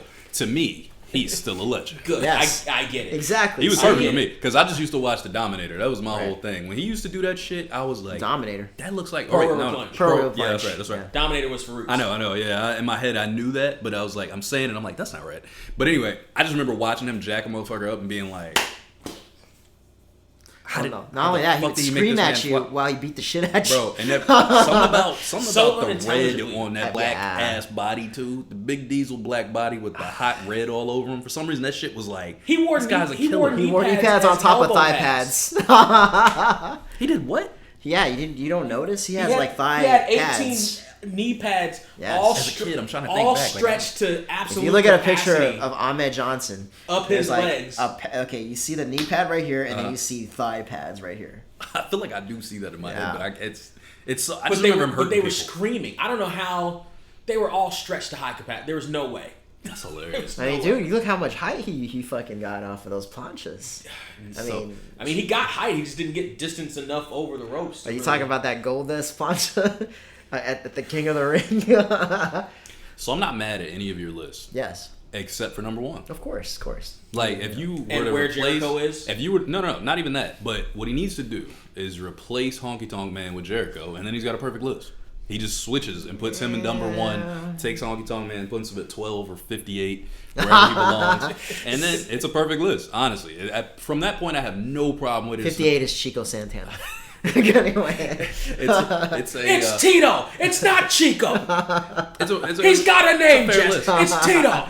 It's a fair list at that point. I feel like like. Chico and the Man. And Yeah. Now, did Bad, Tito Santana say hi to his sister? What do you mean? What is this? Oh. Reba McEntire? It's Reba. It's not Reba. They look a lot alike. All I know is I'm not mad at the list. I thought maybe, just maybe, you weren't like a wrestling fan because of your first pick. I was confused by it. But then listening to you, it all made perfect sense. Yeah. Except for that first pick, which is very confusing because the rest of your list was perfectly okay. Like, I'm not even mad at any of it, honestly. I'm Right. like, this all makes sense. Right. Some of them, actually, I look back and I'm like, damn, I would have put them on my list probably. That I know I didn't. And I'm like, yeah, no, that's a good call. But that first one, I'm completely, I'm thrown, like, I'm out here somewhere. I don't know. Oh, you know why he also is number one on my list? Because you loved Elvis? No, we did not bang that shit in my goddamn house. Because my now wait a minute. I was gonna say, does your heritage allow you to not bang Elvis in your house? No, see, here's the thing. My poly family thinks Elvis is the end all be all. See, Polynesian, not polyamory. No, he has to make that separation because he's always talking about it on this show. No, but Brent specifically always talks about it. So he has all my poly people love Elvis Presley. Mm-hmm. I'm like, okay, I'm gonna tell you another story about my dad. My pops, as I call him. Mm-hmm. And my brother. One time my brother asked, and he was like, hey man, he was listening to Elvis one time. He's half black, half Filipino. Mm-hmm. He's listening to Elvis one time. And he's like, hey man, Elvis is great, blah, blah, blah. I was like, ask your pops why he doesn't like Elvis. Mm-hmm. I'm gonna go to school. When I come back, I want an answer. Mm-hmm. I was like, okay. So I come back like at 7 p.m. So you talk to Dad, what'd he say? He said he stole music from black people. Mm-hmm. That is why. And so, yeah, we weren't banging that shit. Actually, I was going to say, did he come back to you and said, Pop said Elvis was a hero the most, but he never meant shit to me because he's straight out racist. The sucker was simple and plain. Motherfuck him and John Wayne. Hey, the thing is, I had this conversation with mad friends of mine out here, especially. They have no idea about that from Elvis. They have no clue. Right. Really? Like a bunch of my friends. There's a lot of people who have. Really? Well, they don't want to ignore it. Some of them ignore it. It's just like. But then it's a fair majority that I've had conversations with that are genuinely like, what? Right. What about Elvis? No, he's just the greatest. What are you talking about? And I'm like, he's not James Brown. Right. I'm like, have you done research? Like, Little Richard was the architect of rock and roll, right? Right. And by the way, this isn't my official fuck you. But when Little Richard died, there was I think it was Time magazine, it was or New York Times, one of these major things. It was like Little Richard, the self-proclaimed architect of rock and roll. Oh, and I was like, motherfucker, self-proclaiming. He was the architect of rock and roll. What's this self-proclaimed horseshit? That's crazy. Why don't we stop propping Elvis and Pat Boone up here for half a second? The actual architect really just died right now. Right. Let's not pretend that didn't happen. He didn't get anywhere near the fanfare he should have got when he passed, by the way. Like, not even. Well, he'd been hiding out for a long time. Even so. Well, I mean, he was super out of the public eye. Have you seen a recent interview with him? Because it's like, you can't envision him. It's like my. Oh, wait, yeah, I did. Yeah, it's like how my dad would like. It's hard for him to watch Muhammad Ali. Bro, I get that. I just watched One Night in Miami. Mm-hmm. That shit I heard it's really good. I'm about to watch that. Watched it last night. I watched it last night at like 12 at night, and I couldn't stop. I was like, I'm gonna watch this whole thing. Directed by my birthday mate, Miss Regina King. She killed it. That movie is fantastic. By the way, shout out. By the way, Regina. Hey. Just relax, all right? Calm down with Regina. Relax over there, all right? I've been a fan of. Remember, I've been a fan of yours since since 227 with the 3-foot bangs and everything. I ain't new to this. Remember when we was watching Friday that one day? We can split a birthday cake. And we were shocked. We'll both come out of it together. I forgot she was in it. Right. I forgot she was a little You could be my present. I could be yours. We can work this. Can you relax? Can you relax? I'm sorry. Something about Regina King. Somebody just mentioned Regina King to me, and I just you mentioned her. Yeah. You mentioned her to you. I am. You guys share a birthday together. I am somebody. No, she killed that as a directorial debut. I believe that was her first one. That was fucking fantastic. Like when you see it, you can be like, damn. For one thing, the way they did it was so well done. Like just from scene to scene, you really feel like you're watching conversations and shit. Where like how we've been talking here, it's like it's just a flowing camera. That's what it feels like. Even though you're getting the cuts, you're getting the dramatic switches, the different room switches and shit. It's just like they choose the right angles for everything. Like I don't know, it just feels so natural when you're watching. Because I was thinking, as a directorial debut, this is fucking fire. Like she gets it at this point. I understand she's been on some high level shit for a minute now. But legitimately, I'm like, God damn, this is some skill in this movie. Because I wanted to watch it again instantly. I was like, damn, I want to see this shit again. Like, I know I missed some stuff. Right. And I started looking stuff up. You're watching something deep when you're like Googling. Sitting there, you're like, oh, is this true? They bullshitting. You're looking for pictures and shit. Is this really happening? Hold on. Oh shit, this is real. Yeah, all of this is real. When the movie makes you accidentally do homework, right. All the time. I paused it and I paused it. On top of it, I didn't let it run while I was doing homework. I was like, hold on, let me see. That's right. Okay. Now you're a film guy too, Nick, right? That shit is awesome. I would say that my knowledge is like in the 80th percentile. It's not Brent level. It could rival that. I'm a TV guy. You're a TV guy. I'm a movie guy. Wow. Well, depending on the year. From where? Because, I don't fuck with old shit. Yes, I know. Everything. I'm into everything. Why? What's the question? Yeah, what's the question, Brent? Yeah. Well, the question. First off, have you seen One Night in Miami? I've heard of it. I actually do really want to see it because of the characters they have in it. Bro, so dope. It's just like, okay, well, I mean, you're going to do a film with... I mean, like, it's funny because it's like, I grew up in a household that was... my dad is a Malcolm X person, so we all grew up with that. Okay. Okay, so here's a little side question. Your dad grew up a Malcolm X person. Yes. On the heels of at least the holiday, the birthday was actually on the 15th, my birthday. Right. Are you now, at your current age, more Martin or Brother Malcolm? Brother Malcolm. Yeah. Have we ever asked each other this question? I think it may have been off air. I feel like we touched on it one time, but I don't know if it was like in... We may have. I don't know if it was on air or not. Because I feel like you said Malcolm too, didn't you? I'm more Malcolm, but I understand Martin. Yeah, Same. I think I was like the exact opposite. I think I was more Martin. I think you need a balance of both. Mm-hmm. They're both necessary. Right. I think you have to be one of them and then understand the other for it to work. Right. Because I think for me it was always Martin Luther. For me, I was like, yo, that guy, I get it. Like I get the philosophy, I understand what he's trying to do. But a lot of that comes from where I grew up at. You know what I mean? Virginia Beach, it was all white people. I was a black guy.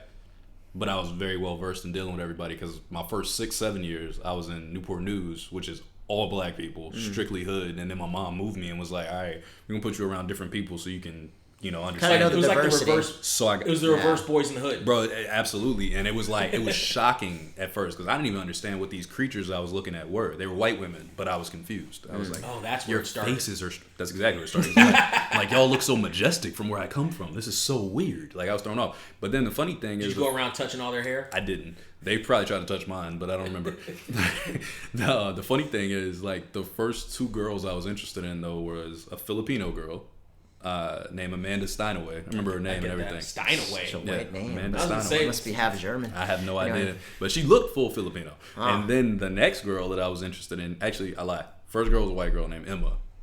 I remember her last name, but I'm not going to do it. I think we're actually on social media together. So right, okay. That's fine. But Emma was number 1. Just like Tom Green. Right. Yeah. I'll just give her an Emma. Emma, she was bad back then. Then it was Amanda Steinaway in 2nd grade. In 3rd grade, it was a girl named Jane, another Asian girl. Don't know where she was from exactly or what her heritage was from, but relax. So I'm just like, and Tarzan. Ironically, it was all. As a matter of fact, like my first couple, I was never really into white girls originally. When I really think about it, it was Indian girls and Puerto Rican girls and everybody but white girls. I didn't date any white girls. It was funny because like when I was in junior high, weird. Junior high, I noticed that a particular group found me very attractive, and it was my black women. And it's funny because I have a great appreciation for black women because they were the very first ones that actually like saw anything in me. Now, what gravitated them to you? And how'd that happen? What do you think? Swag? What do you think? I was probably swag that I had no idea I fucking had. You had it, so you had a black stepdad, so you had a comfortability with them. That's probably why. That's what it probably was. You were giving off a certain vibe, like you're not uncomfortable. Like, I don't give a shit about like certain things. Like, why are you not scared of us? Right. Yeah, that's probably what it was. You know, and they'd say a word or something, and you wouldn't flinch because you've heard it a million times. Right, and they like, oh, he down. I fuck with him. Right, okay, all right, you get it. Yeah. They say like, oh, I had to do something with my kitchen, and you would be like, kitchen? What's a kitchen? Like you know. That's funny, but that makes perfect sense to me. Yeah, so because like I mean, it would go from junior high all the way to high school, and then it was just like, man, dude. I mean, like it's funny, but if I ever got married to someone different, I would have to tell her like my black ladies come first. Because they saw me before you did. I'll fuck with it. What would you say now at my age, at where you are right now? If there's a preference. I always had a joke. Once I got the blonde hair and tips, whatever you want to call it, and that's when I lost my black audience. I was like, okay. And then I was that doesn't shock me for some reason. I was very sad about that shit, and I was like, damn it, dude, I don't have it anymore. And so, then I worked in the restaurant business, and then my hair was like, then you had like white women like gravitate towards more of that, and I was like, oh, it must be a George Michael thing, so I can go with it. And I'm like, okay. And so that's so funny. Yeah, and then like slowly but surely there would be like a few black women that would come back into the fold. but not really. And I'm just like, fuck. And I was like, all right, but it is what it is. And, So you got to watch One Night in Miami to get back into the bar. I still love my sisters, dude. I mean, you have no idea. My number one sister back in high school, like my number one be all, and I'll be all, Nick, who's one person you want, you think is fine? So that's really fucking easy. That's Vivica A. Fox. I get it. I'm not mad at that at all. I get it. Somebody just call me baby. Like 90s, that one time, I'm there. 90s Vivica Fox was a different. That was a rap. That was a different breed. Fine. She was a different kind. She was competent. She was strong. She was smart. She was funny, and she was just sexy. Yeah. It was just even you gotta remember the 90s were like skinny girl was the skinny girl era, right? But she managed, and she wasn't fat or anything like that. But she had curves. She did, while still being in vogue. As far as weight or size wise was concerned, there was I get. I'm not mad. Everything is 98 for me, 97, 98, because for me, Soul Food is when I remember her. That's when I first remember Vivica Fox. So for me, I remember thinking Nia Long, Vivica Fox, and Vanessa L. Vanessa. Yeah, I remember all of them being bad in their own way as a kid, and me being like, damn, Vivica really had my attention though. Yeah, but she was the one that got me though, Nia Long, because I was just addicted to Nia Long. I didn't give a fuck. I was like, that's the one right there. But I remember thinking, damn, she got kids and shit, Vivica Fox, because she was all kidded up in the movie. Right. So to me, it was more like I was looking at her like a mom figure almost in that movie, because you got to think how old I was at the time too. So it was like the young kid was about my age. So I'm like, but I fuck with her though. Like, she's cute. Like, she's very attractive. But it wasn't I don't know that you would have done well at Foxfire then. I don't know. At that time? Yeah. Not then. Nah, there definitely was no Vivica Foxes there. Now I would kill it. I would kill it now. I'm a whole different monster now. Dad by Daddy's out here now. It's a whole hate. Don't get him started on Dad by Daddy. Hey, don't get to talking on Dad by Daddy out here. Hey, dude, man. you're only 31, man. You don't have I got no kids. Bod. And I got no kids. That's what's crazy. But they know. They know what to call me. They get it. They see you outside? Ladies. Oh, thank God. Ladies. They get it. Hey, listen. I digress. The point is, she was fine then too. And I was already on her too. But it was just like, it was a little different for me, that experience. Because from there, the next time I really remember Vivica Fox, it feels weird not saying the A in between. But the next time I saw her or really paid attention to her was when 50 Cent was dating her. Yeah, it was over for me over there. I actually moved on. That was the next time I remember. I was like, yeah, we're done. I can move on. Yeah, after 50? After 50. Yeah. After 50. Like, he made her out to sound like a stalker. Psychopath. Stalker. What? He made her out to be a whole psychopath. See, this part I don't remember. You remember this? Yeah, he's very open about that. I remember they dated. Very openly that she was crazy as fuck. Like, and she used to say crazy shit to him and do crazy shit all the time. And, like, she was just nuts from what he said. But it's 50, so you gotta take it with a grain of salt. It's 50 Cent. But she never really said anything against it in public. She would always talk about, like, yeah, like, I love 50, you know? Like, we got our relationship, we got our thing, you know? The way she would talk about it, though, it was like, what the fuck is going on here? Like, he might be right, because she seems off. Like, he did something to her brain. I don't know if he just hit it like she had never had it hit before. Oh, right. What we talked about in the last episode, he did that grown folk shit where you... Something, because she was different after that. Like, he fucked her head up. Nick, I don't know if you heard the last episode, but... Last episode was nuts. The grown and sexy episode. I got hate mail from that episode. Are you serious? You did. My ex-girlfriend, I saw it. You did. Oh, okay. She was brutal. But we were talking about how... I hear this shit. We were talking about how you can accidentally break a woman. Not even accidentally, but how you can break a woman. Mm-hmm. Like, if you hit it the right way, or you give them some, like, they're intelligent creatures. They're right. Don't put me in this shit. Don't say creatures. They're rational. They're I feel like this is a setup. Upstanding, etc., etc. But like all of us, you hit it the right way, and lizard brain kicks in. And it just something breaks. Just something breaks. I hate how you talk. It's true though. You would be the reason that we would get like destroyed in the comments. I really try to distance myself when you start saying shit like lizard brain and creatures. We all have it. We all have that lizard brain shit. That's you're reptilian, whatever. That's what attracts us to what attracts us to whatever attracts us to whatever attracts us. Like, we can sit here and talk about us and our conscious mind or whatever, but, How do we even get here? Something happens. It was Vivica Fox. And it happens to men, too. Happens to men too. I can honestly say that's never happened to me. Occasionally it happens to men too, where that's never happened. There's one woman or whatever that's like, after it doesn't even. Here's the thing with men. I don't think it happens with sex. I think it happens with us like emotionally. Like we wake up one day and it's like, shit, am I in love with this girl? I saw some funny shit the other day that was like, men use the friend zone too, but they'll just fuck you. Mm-hmm. Man, I laughed so fucking hard. I was like, yo, that's so spot on. Like, I don't understand if women really get that, but that is so true. Because I know women that I fucked, and it's like, I mean, I smash, but I would never date this girl. Like, ever. This would never be a dateable human, because she's nuts. But also, I'm horny, and she's attractive. Mm-hmm. So, I mean, we can do this, but I'm never going past this point. And it was so funny. You just got to put the knives up before she comes over.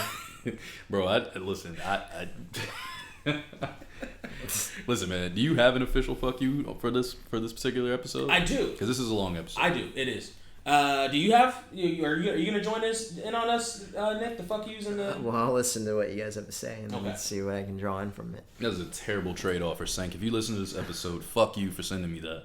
You sent a terrible fantasy trade offer, and I hate you for it. I'm gonna tell you about yourself later, but that's shit. Tell me about it now. Go ahead with the fuck you. He's not even worth it for that fantasy offer. He's not even worth it. He tried to trade me back my own player and a second round pick for Kevin Durant. If you don't get the fuck off my timeline, fuck you, Sank. I'm gonna snip to this part too, just to post the video. Fuck you, Sank.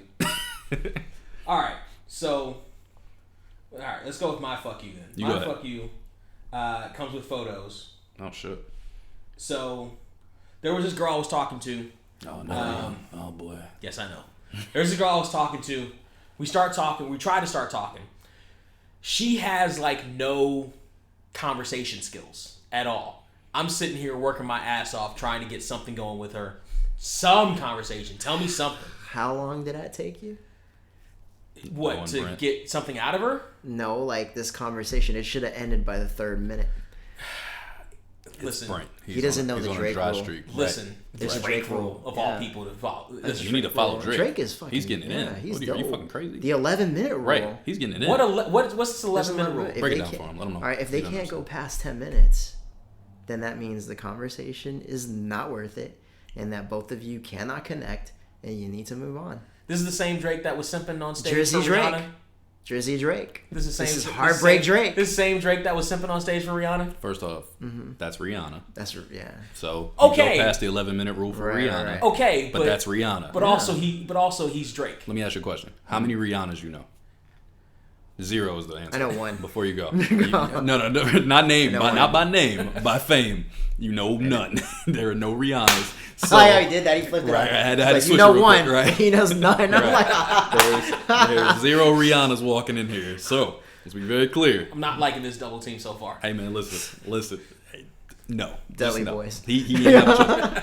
He didn't have a choice. Is the point. But the 11-minute rule for normal women, that's acceptable. Okay. Me is a 3-message thing. I told you I got a 3-message rule. So if I send you 3, they won't be back to back typically. But if it's over 3 and you don't respond. I had a girl, she was on 2 today. She texted me like, hey, are you busy? And she flaked again, though. She disappeared. I'm like, look, girl, you better stop texting me randomly. But go ahead. Listen, desperate times call for desperate measures. I'm not desperate. All right? So, basically, we end up back and forth having conversations really about nothing. I'm trying to get something out of her. Back and forth about nothing. What are you trying to get out of her, Brent? Anything. Fucking anything. Any kind of actual conversation. What do you like? What else? What do you like to watch on television? What do you have in your refrigerator? Movies. Something. One word answers, whatever the fuck. She'll ask selfie look like. So finally, Nothing. Good. What'd you say? Nothing. So finally, actually she's like, we don't really talk about anything. And I'm like, that's the best. What are you talking about? Those are the best ones. Go ahead. No, this is great. Well, okay, let's hear what he was trying to convey. Right. Literally anything. Literally. No, you need to be specific. So you know how we've just sat here for the last hour or so, and we've had conversation. Right. I ask you a question, you answer it with more than just one word. Okay. That's what I was looking for. Okay, what did you ask her? Give us an example. He'll say something like, "What are you binging currently on Netflix?" Yeah. What do you? Boring. That's exactly what I said. I'm kidding. Go ahead. I also asked. I was like, okay, so what like what's your passion? What are you like into? Like what do you? She's like because she told me she was going to school. I was like, okay, what are you going to school? It's for? usually 9th on my list. Okay, where are you going to school?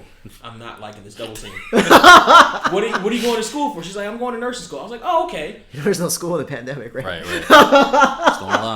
Just online. All right, online. Okay. I'm like, okay, what made you want to choose that? Give me something. Give me anything. Why are you doing that? Why are you doing this? What made you want to be a nurse? What do you like to listen to music-wise? What is anything? Fucking nothing. Fucking no one-word answers. If you give me an answer, I can bounce off of that. But fucking no answers whatsoever. How did she respond to that? Yeah. What was the answer? One word it was like, I don't know. Oh, well, that's tough. It's tough to deal with. Do you have a picture of this woman? She better be bad. I know we need to judge this on a scale. I judge on a number scale. Me too. Okay. So the last one. So I have a very unique Trey scale. It's a 1 to 10, but it's same here. So my 10, my 9 is typically a person that's really fine with exaggerated features. A 10 is unattainable, like Rihanna. Right. To me, right? In person, you can run into a 9. She'll be somebody. No. 9 is like a perfect person you'd see around the world. Right. That's to me is like a regular person that you see. 10 is unattainable, unrealistic. 8 is when you see a person that has like pretty much what you like, but there's like one negative thing. You got more? More? Is that it? That's it? Nah, she wouldn't even made it to the 11 minutes, right? I'm not feeling it. Yeah, it would have been cut off. She was giving you one word answer. This one? Yeah, no. You're cut off. Sorry. Sorry. Yeah, you desperate because there's no way. Yeah. Like my Visa card. Bro, she would have been so out of here. She would have been so out of here. It wouldn't even have been a fuck you moment because I wouldn't have cared that much. She would have been gone. Pew. Not even worthy of the fuck you. Here, I'm going to cover that with my coat. Yeah, you should. That's going to be a... Yeah. That's right. Yeah. No, you can give her the number. I'm not. No, I'd rather not because I need to be different about this. That's fair. He's being discreet. Nah. He's classy over here. Listen, drastic times call for drastic measures. Nah, these people. If you want to see me flash that number, then you're gonna have to pay a Patreon price for that one. That's $5.99 on the paywall if you want to see the complete number. This guy gets it. I like him. Well, we don't all have sisters throwing themselves at us like you do. No, they do not throw themselves at me. Don't start. I'd like to say sexual. Hugh. They fuck with me. Yeah. Okay. Dad by daddy over here. They well, that was me when I was like in high school. They do. I'm not liking this at all. They like me in high school though. Black women like me in high school. I just didn't understand it at the time. It was too aggressive, so I didn't quite get it. I love aggressive. No, but I didn't get it because I've been around white people for a while. I was like, why are you acting like this? Why are you being such a bitch? Like, relax. And then they'd be like, oh no, we fuck with you. And I'm like, oh word. So I didn't get it. And then I got older. I was like, oh, I see what you're doing. You trying to cause a conflict, so I come over there and say, what? And then we talk. I'm trying to think. I think who you be dealing with? Oh my God. My selection of women was pretty even for most of my life, and then it was like 5 years ago or so. It was just like a string of black chicks all in a row. Just added I started off like that. That was out of nowhere. That was my real start off point. It was like a string of black chicks in a row, and then I kind of like ventured out. But that was at least sexually. That's how I started off. It was like black chicks. And then Spanish, and then white girls actually were like third or fourth on that list after a few of each of the other. So I almost don't want to go with this fuck you now. I was gonna say y'all just deflated the fuck out of this fuck you. I was thinking that I was like, but fuck it, I'm here now. We got a segment to do. My fuck yous go to the women with nothing to fucking talk about. Oh my God. That's fair. like even if we do this 11-minute rule or 3-message rule or whatever the fuck. Why don't you have anything to talk about? And why is it always the ones that have nothing to talk about that on their profiles or whatever the fuck are in there talking to their chicks? No, men don't have anything.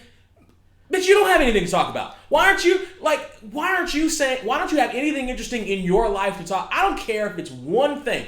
I don't care if you love decorative napkins and you have a collection of decorative napkins from all over the world and one signed by the greatest napkin maker of all time. Have something to talk about. Don't talk to me about decorative napkins. Have anything to talk about. Have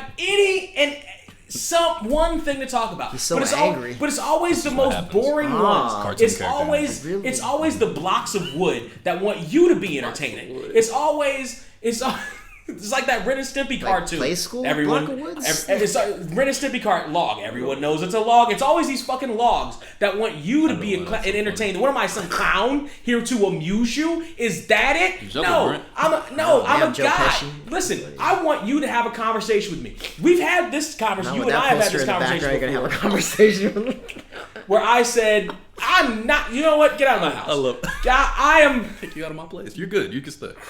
Get out of my house. Like, have something to say. Continue the goddamn conversation, please and thank you. That's fair. I mean, fair enough. Maybe you should have talked to her about anime. Something, just because that's what was in the background. Right. Her shirt was very specific. I don't know what it was, but it was something. I tried to. She said all she watched was Criminal Minds. You should have gone on that then. I think she was trying. I tried to. She said she doesn't really know anything about Criminal Minds. You should have been like, you ever been kidnapped before? I should have just stopped talking to her. That would have been the real answer. Is what I should have done. But we're just reaching for you, for your sake. I should have just stopped. I'm trying to save you. Yeah. No, that's. Thank you. But that situation already happened already, so we can't save you. I should have just stopped talking to her. Is the major point. What's fuck yous? Anybody else? I gotta fuck you. Mine is more like, not about unattractive women that don't talk. Mine is about the terrorists that attacked the Capitol building in D.C. I just want to say, as a black man in America who could get gunned down at any moment for doing anything, fuck you guys, because that's ridiculous that y'all got into the Capitol building. Them or the cops that let them in? Both, actually. This is a joint fuck you, because that's ridiculous. They were taking selfies and helping old people down the stairs that were fucking terrorists. They were national terrorists that are going and assaulting one of our federal buildings. Now, mind you, did they blow anything up? No. But they did a lot of damage and like messing papers and doing a bunch of shit. Just trivial kid-like shit. But nonetheless, that's fucking ridiculous. Like, if I did that shit, my black ass would have got shot outside. So, for all of those terrorists, they are fucking terrorists that went to a Capitol federal building. You probably actually shouldn't walk too close to downtown Long Beach, actually. Like, you can go to City Hall, you probably shouldn't walk too close. Because I will be done instantaneously. They see me limping. He's got a gun. No, I'm limping. It's a disability, goddammit. My whole point is, you guys are dickheads. And for the ones that are asking to be pardoned and all this shit before Trump gets officially kicked out of office very soon, like tomorrow or something. Is it tomorrow or the next day? As we're taping, yes. Yes, okay. So when that happens, right, because it'll be official by the time this comes out. But, yeah, fuck you guys. Because, it's ridiculous. You guys that are looking for some kind of pity from people right now after literally storming the Capitol. It's the fucking Capitol. Like, what are you doing? Like, did you think that was going to work out? And you're like, oh my God. It didn't, because they all got caught in like they were getting pulled off of flights. You understand? They literally were stopping them and getting them off flights, and they were, people had a whole timeline thing going, because I know there was one girl in particular that Twitter was looking for yesterday. So the thing is, apparently, this is what I've heard. In the Capitol building, they have their own like cell towers type things, right? So everybody that was in that building, their phones pinged off of the fucking tower. So these morons didn't even know any of the details of this shit. So they go and they're finding these people instantaneously. Like, it's like they're popping up like fucking popcorn kernels and just getting pulled off of planes. They're on no-fly lists and shit right now. It's fucking hilarious. So fuck you for doing what you did, because it was stupid. But also, thank you so much, because, man, it was entertaining. Like, watching these bull-wearing, odd outfit having motherfuckers was hilarious in a sense, because there was really no damage done, like physical damage to anybody. So from that sense, I feel good. Even on their side, I think it was one person that died and one cop, I think, maybe. I could be wrong, but I think it was 2 people and a couple injured, maybe like 4. Unbelievable, though, that's all that happened. Now, mind you, I'm not a person who wants damage. I'm not a person who wants violence. That's not my bag. I don't want anybody dead or killed over no dumb shit. But I do think you should have got a baton to the head at least once or twice. All of y'all, equally. So, yeah, fuck you, basically, is all I got to say. And hopefully, going forward, we can just be cool off of this. But I'm nervous about what's coming up this week. I am nervous, because I don't know what the hell's about to happen on this transition. But we'll see what happens. But fuck you to those guys. That's my fuck you for the week. Nick? Actually, you gonna take a pass, or you gonna go? I'll take a pass on this. You sure? Yeah. We have a good vibes section, too, so you don't have to get all fuck you-y. It's cool. Yeah, no. I'm actually. This is a safe zone. It's a safe. It's not safe at all. He's a terrible person. It's a safe space for you to say fuck you to anybody and everybody. Nah, I'm good, actually. I'm not mad. Fuck you, Maddie, for not taking that Asian chick up on her offer at Foxfire. There you go. It's a good concept, though. It is a good time. It's a good time. It started because I kept saying fuck you to the audience, because they won't buy our t-shirts. And now you don't have to. Where did you meet this girl? Where did Now I'm reaching. Reddit, actually. Reddit? You met her on Reddit? I know. You met a human on Reddit? I know. And actually thought it was going to go somewhere? I was hoping. You read it wrong. I People really loved when I did that the other day, by the way. That clip, when I don't know why I got so many comments about that shit. People was hitting me up like, yo, that was hilarious. They were like, we don't know the context, so we have no idea what you said. I was like, I just told Brent to fuck himself. TikTok generation. So you got a good vibes? I do have good vibes. My good vibes go to the Milligan brothers and their workout / motivation clips on YouTube. Motivation. Yeah, okay. just in all kinds of motivation. Mm-hmm. You know, talking about seizing the day, and sometimes it's about working out, but sometimes it's about taking control of your business, taking control of your life, all these different things. You're down, you're up. Like, these are great. Like, these fuel my workouts that I've been doing, and actually, low key have been fueling this concept of what we talked about before the year ended of focusing and driving and grinding, and not even just grind just for the sake of grinding, but like with a purpose. But thinking differently about what you're gonna do for your business, for yourself, for whatever. Thinking differently. It's got me waking up at 6 o'clock in the damn morning, even though I don't have to. It's got me, obviously, like I said, working out, but again, focusing more on what we're doing here with the How Do We Even Get Here podcast, even my individual videos, but specifically here for the podcast, thinking about how to turn us into a business, man. Right.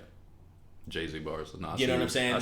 Like those, like it's man. like it's like hope. Man. Like I'm low key gonna send you the link to a couple of these, because it's really, and it's just like they have like hour long or 2 hour long, just like mixes or of different speeches and motivational shit, and The Rock talking about how he has $7 in his pocket. You hear that 800 times, and what's his name, the military Navy SEAL dude that runs all over the place, that was 300 pounds before, David Goggins, and all these different people, and Arnold, and and all these different people, and thinking differently about your individual self and how you can dictate and navigate your journey. I'm all about that shit, man. Like, that changes. Like, I wake up with maybe nothing on my mind or whatever the fuck, but all like little shit, like Arnold talking about you got 24 hours in the day, you sleep the 6 hours, and I know some people to be like, oh, I need 8. I just say sleep faster,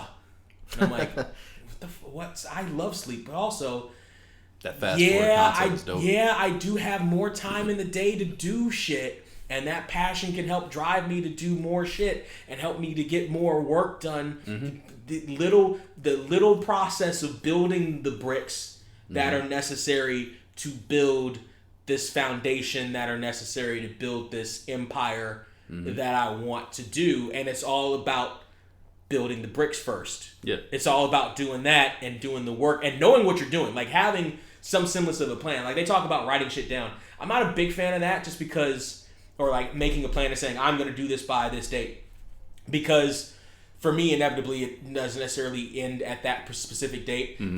But also for me, that doesn't mean don't do it. You know what I mean? Like, I'll keep doing it. I'll keep doing it. I just won't necessarily put an end date on it. Right. To continue. I fucking love those. Shout out to the Mulligan brothers.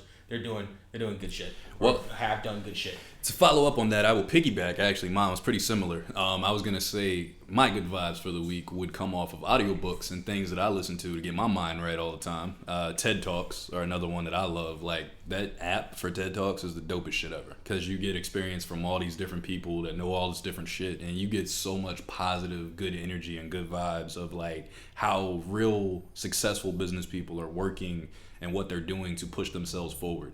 One of my favorite books is What the Most Successful People Do Before Breakfast. That book is amazing. I've listened to it like 10,000 times at this point. It's about a 4-hour book, but it really keeps you in line and like on point for like, okay, what should I be doing when I get up? Like, how can I move? This is most of the time when your head's the most clear. You're waking up off of a long night's sleep. You're fresh. You're refreshed. Okay, before the day starts to bog you down, before you make too many decisions, before you do anything, what do I need to focus on to improve myself for the next day? And I think self-improvement goes a long way in improving a product that you're working on. Like, in instance for us with the podcast, we talked a lot over New Year's, that little stretch of time. We had a lot of conversations about how we're going to take this shit to the next level, what we're going to do to make it better for people. Because we're already making a solid product. It's already coming out. We can talk, whatever, we get that. But how do you take it to that next step where it's actually one a of the big things deal? we talked about was guests. Absolutely. I don't know about that anymore.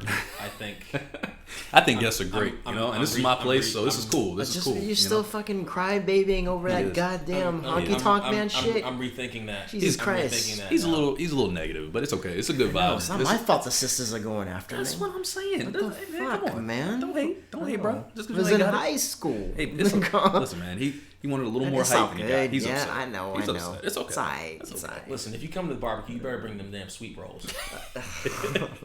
I gotta steal them back from a family I was banned from. You better bring them damn sweet rolls. Because I'm not allowed at the barbecues in that place for well, maybe I banned myself, but that's a long story. But at the end of the day, man, it really is just that book. That was one of them. Unfuck Yourself is a big one. I love that. What was another one? The Subtle Art of Not Giving a Fuck. Another one. The David Goggins book you're talking about, or you're just talking about his videos, but he has a book that I need to read. I haven't actually got that one yet, but that's on my to-do list. Got that recommendation from one of my Uber passengers way back when. And it was another one. From Shark Tank, Damon John. His 2 books. I've read both of them, and fucking amazing. Like Rise and Grind. He's got all these breakdowns of people that have these really successful, busy-ass lives and how they fill their time versus everybody else. So I think it's 168 hours in a week. I'm pretty sure that's what it breaks down to. And one of my favorite quotes of all times is that we all have the same 168 hours. Right. You know what I mean?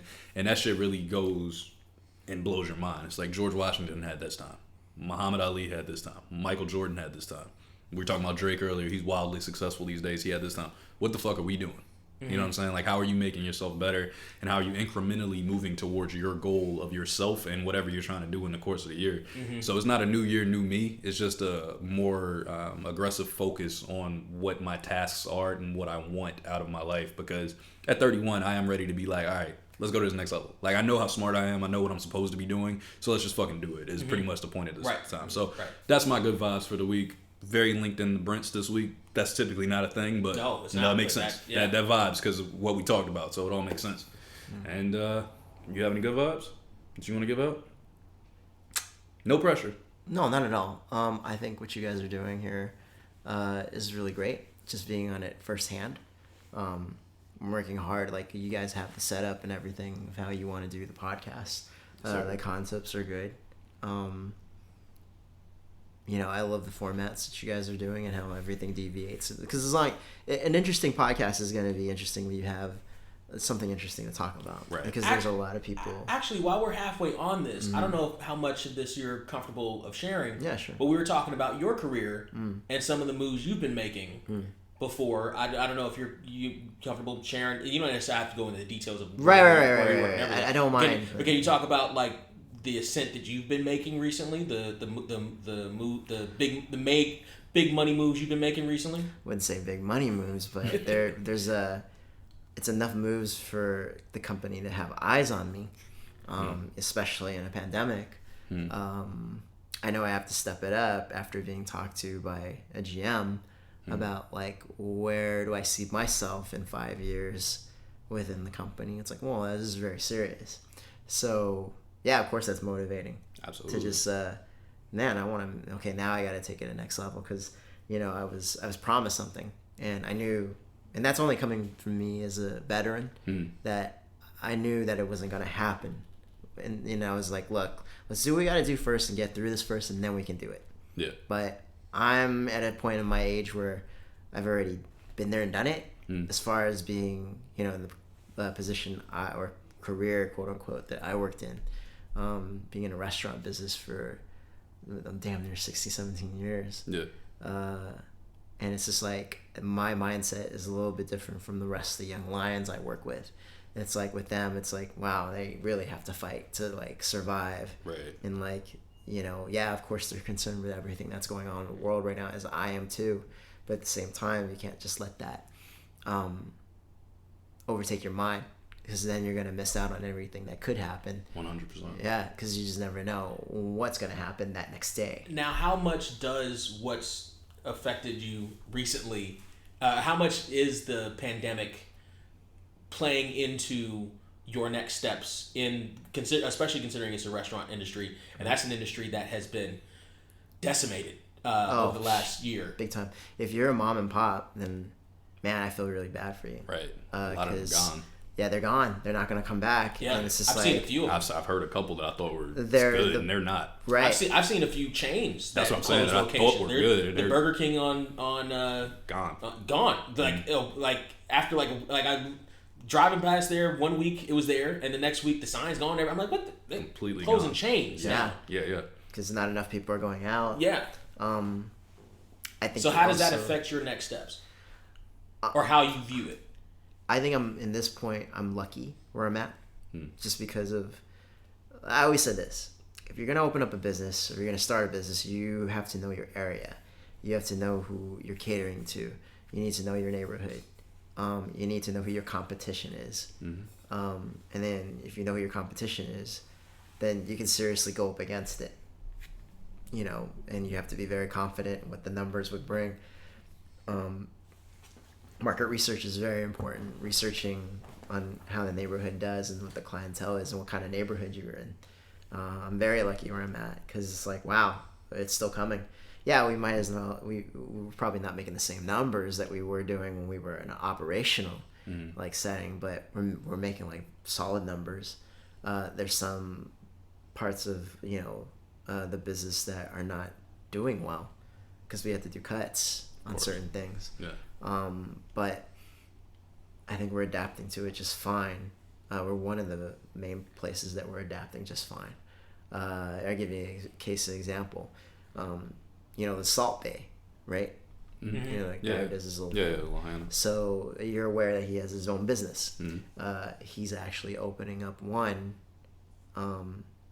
near us, like literally like the next block over. So that's another sign of competition that we're going up against. So it's just like, wow, he's opening it up during a pandemic. It's like that's very ballsy. That is confident, to say the least. Bold strategy, Cotton. Right. It is. So it's just like if you look at the location too, it's pretty small. So that's a smart. That's number one is smart that he's opening it up there. He's actually opening it up right next to Spago, and Spago is well known. So it's just like okay, and he specializes in his like great steaks and tomahawk steaks and even burgers. So it's just like okay, well we'll see how it goes. That place is probably gonna open up during May or June. That's crazy. That's crazy. So because I mean, dude, the sign is up there already. They're kind of halfway done with the building. They just got to add all the tables and chairs and all that good stuff in there in order to make it look like a restaurant. Right. So, as far as where I go from here,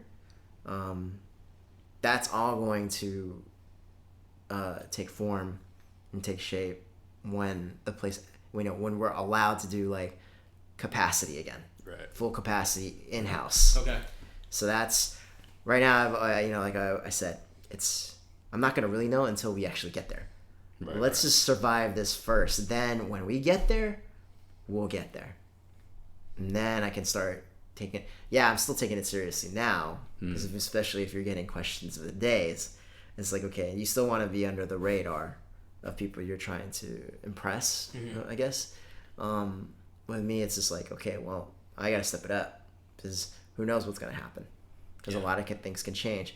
There's going to probably be like people within the positions in my place where they're going to be moved to other places. And then later, it's happening a lot. Yeah, because we have other like chains where we're about to like open a couple more. So it's like wow, we're about to open a couple more. It's like okay, so that's another opportunity. Like you asked me, you're going to invest in the company? I was like, I don't know. They're leaving me a reason to stay because it's like the places I wanted to go for didn't want to give me that time, but they did. And right now that place is closed. So like, fuck, let's just imagine if I worked there, I would have been fucked because that's a movie theater chain. Right. And they're not doing shit. So, like unfortunately. and your EDD really will. missed them. Yeah, I know. Me too. You mean Tenet didn't bring everybody back? First off, Tenet was fucking you terrible. You mean Wonder Woman 84 didn't bring everybody back? It was also terrible. Go ahead. I'm sorry. Well, they're both bad. Yeah, I mean, the thing is, I mean, you mean like Clifford the Big Red Dog isn't going to bring everybody back? All right, calm down. Just sit at the edge of the table, not the exactly. the head. I mean, I'll be controversial when I say this part too. I know there's like people that I know personally, they're probably okay with this, and I'm just like, no, motherfucker, I want my movie theaters back, bro. I want to be able to go shoot pool at a pool Yes. table again at a pool house. No, you can just buy the little mini ones. No, that's not good enough. Walmart. That's not good enough. You need the shark just... people. I miss sharking people. I want to be able to go to wrestling events again. Yeah. You know, now with the announcement of the 2 Manias that are going to happen. For whatever good that's going to be. Like, I hope. Because, I mean, look, I have a huge plan for Mania LA when it comes here. You know, I'd love to be able to form... 2 things could happen. I could either form a super group, or I could either, you know, merge them all together. Let me know this time, because you really want to join in on So it? the last time we both were at a wrestling event. The last time I think we were both at a wrestling event was when War Games was here in LA. Mm-hmm. We didn't know that each other was at the wrestling event. I went with Kyle, and then next thing we know, we're looking on Instagram, and then this guy, I got recruited, and everybody else we knew in LA. We got recruited. All went together, and it's like, yo, we got asked by an ST, like, you know, family member. Hey, I'm getting these, like, you know, things, blah blah blah. You guys want to go? We ain't as cool as we are now, obviously. But yeah, it was just a trip because everybody we knew, even our like play sister that's in our group, she had to sit separately because, you know, it was a last minute thing, and she's from the Bay Area, so she flew down just for the night, just to watch War Games like the rest of us, because War Games is a essential part of me and your childhood. You know, to be at a War Games. Well, I didn't. That one I do know. Yeah, I was a WWF guy. So all right, I was too. But you that were was aware my of War shit. Games. But I learned about War Games. That was later. the one that I liked from WCW. I didn't like a lot from WCW back then, but that was my shit. Well, I mean, there's 2 things I love about there's a lot of things I love about WCW, but 2 things I love about WCW the most is the War Games and the Lethal Lottery. But you know, War Games was just something you had to be a part of. And it's like, I want to be, even if this is NXT War Games, just to be there to witness it. It's just like, wow, I'm in a War Games. And just when were you at the show? I wasn't there, no. Oh, man. The last show I went to was the last time they were in LA, actually. I was at SmackDown when The Rock and Goldberg and everybody was there. Never went, so... I was there. At the season premiere. Yeah, that's what I was here for. That was the last one. I paid way too much money for my ticket. Oh, that's right. You did go to that. Mad. I was so mad at myself. You did go to that. Yeah, I went last second. I was like, I'm going to go. But I went and bought a ticket, and it was... Which show again? It was the season premiere of SmackDown, right? It was the last one they did in LA. It was the first SmackDown on Fox. Yeah. Oh, okay. Literally the recently. first one. Okay, Yeah, gotcha. This is the most recent one. Yeah. That's my most recent live event. Yeah, but there's nothing like it when you Never hear been to that a siren. Never been to a pay-per-view. I've been to several people. I've been to an ECW pay-per-view, which was I needed to be there. I bet that's nuts. Oh my god, It's gotta be insane. That's another. I can't even imagine. Everybody we knew was there. By the way, I can officially say this is the longest episode we've ever done. We have. We kept saying that, and I kept saying it for weeks, and then Brent was like, "Nah, not quite." And I'm like, "No, we're right there." But this time, I know for a fact. I've never seen 3. Well, I hope I wasn't boring. No, or kept it perfectly engaging. okay. No, you were great. I was just saying. I always say that to him, and we actually got it this time. Cool. We did break it for sure. Cool. I mean, you helped save the podcast from him, so I think it's appreciated. I'm a fantastic force on this podcast, especially when I'm awake, like right now. I'm wide awake. So where can they find you on social media? If you want to be found. If you want to be found, yes, that's a good question. Because if you don't want to be found, you don't have to say anything. I can just throw it to Brent. You can be like the mysterious guy that just pops up sometimes. Yeah, I like to just be a special guest. I'm not mad at it. You know, at the time being. He's like, see, this is why you say with your friends, you only give them letter names, typically. Yes. Because I mean, I'm all about, like, you know, everybody's married now and everybody's got, like, families. They don't need to be hearing that shit. I feel it's just like, I mean, this is basically Brent's logic. Why not? Make them cooler. He says that, but this is how Brent was at the time. You make them cooler when we started. When you're around each other. Well, see, the thing is that I always hold out hope that I might be able to fuck these girls again. So I'm not trying to blow. Like the teachers that you wouldn't give the names for. Actually, yeah. Okay, Brent. Where can they find you, Brent? Where can they find you? They can find me on Instagram if you want to bitch about my form on Surreal200 while I'm working out. But my everything is Surreal469 on everything. SURREAL. The number's 469. Let me guess. 469. That's right. Francine 469. That's not the first sign I saw, but yes, I get it. Yes, that's where the 469 came from. The first sign I saw was Sable 469. Oh, that's where they. That's the first sign I saw. And then I just put 469 because everybody was doing numbers at the end of their shit, so I just put 469 on the end of mine. The origin story that everyone's been waiting for. There it is, ladies and gentlemen. Now you know. I'm gonna get a shirt printed up. Surreal 469. Fair enough. And then what's he gonna say? Surreal 469 says, "I just licked your ass." Oh my god. Yep. Well, just thought of that. I just thought of that. I was gonna say I just fucked your ass, but I was like, no. You should just put that. No, you should. 6'9", it's I just licked your ass. Yeah, I mean, sounds like Brent. Yep. No, it's a Francine thing. Where can they find you, Trey? Oh, I got it. Where can I find you, Trey? You can find me at 1989 TRE on everything except for YouTube because YouTube hates me. And where can they find us, Brent? They can find us everywhere, specifically on our link tree. I'm not going to be everywhere. Linktree/GetHerePod. That's LINK. It's up there. It's up you there. have a link tree? We do, because we have so many links. Does that mean that include OnlyFans as well? It actually does include OnlyFans. OnlyFans.com/GetHerePod. I am not on OnlyFans. We have a link tree. I told him the whole time. He has an OnlyFans. LINK. I will not be there. He's sending nudes. NOODS. LINKTR.EE/GetHerePod is where you can find us on Earth. Or if you're watching on YouTube, links in the description. You will not find me on OnlyFans. I like to stress that again. You will only find Brent. I will never give you anything, so don't subscribe. We are on OnlyFans. We are not. I am on OnlyFans, but as a fan, not as a producer. You are actually. You're producing this show. You are. Not on OnlyFans. Fine, then I'll keep all the revenue then. If you go to our OnlyFans. That's right. You will only fan him. No, you'll find us both, but I'll keep all the revenue. Only fan him? That's right. Soon enough, you will find me on Bigo, though. I am on Bigo Live now, so that's a thing. Be on the lookout for that. It is a very, very hyperactive app. I'm going to get Brent on that app, too. I'm on it already. I just haven't used it yet. I also am on it already, but I haven't used it, but I already have fans adding up there. So find me on Bigo, 1989 TRE. And I'd like to thank our special guest. We would. Thank you, sir. I appreciate it. Thank you for having me. I really appreciate it. It's an honor. Hopefully I come back as a return guest. Absolutely. Yeah, you can. Just make sure you bring some of those black women that was all over you. Oh, my God. They're probably married with like 6 kids. I did.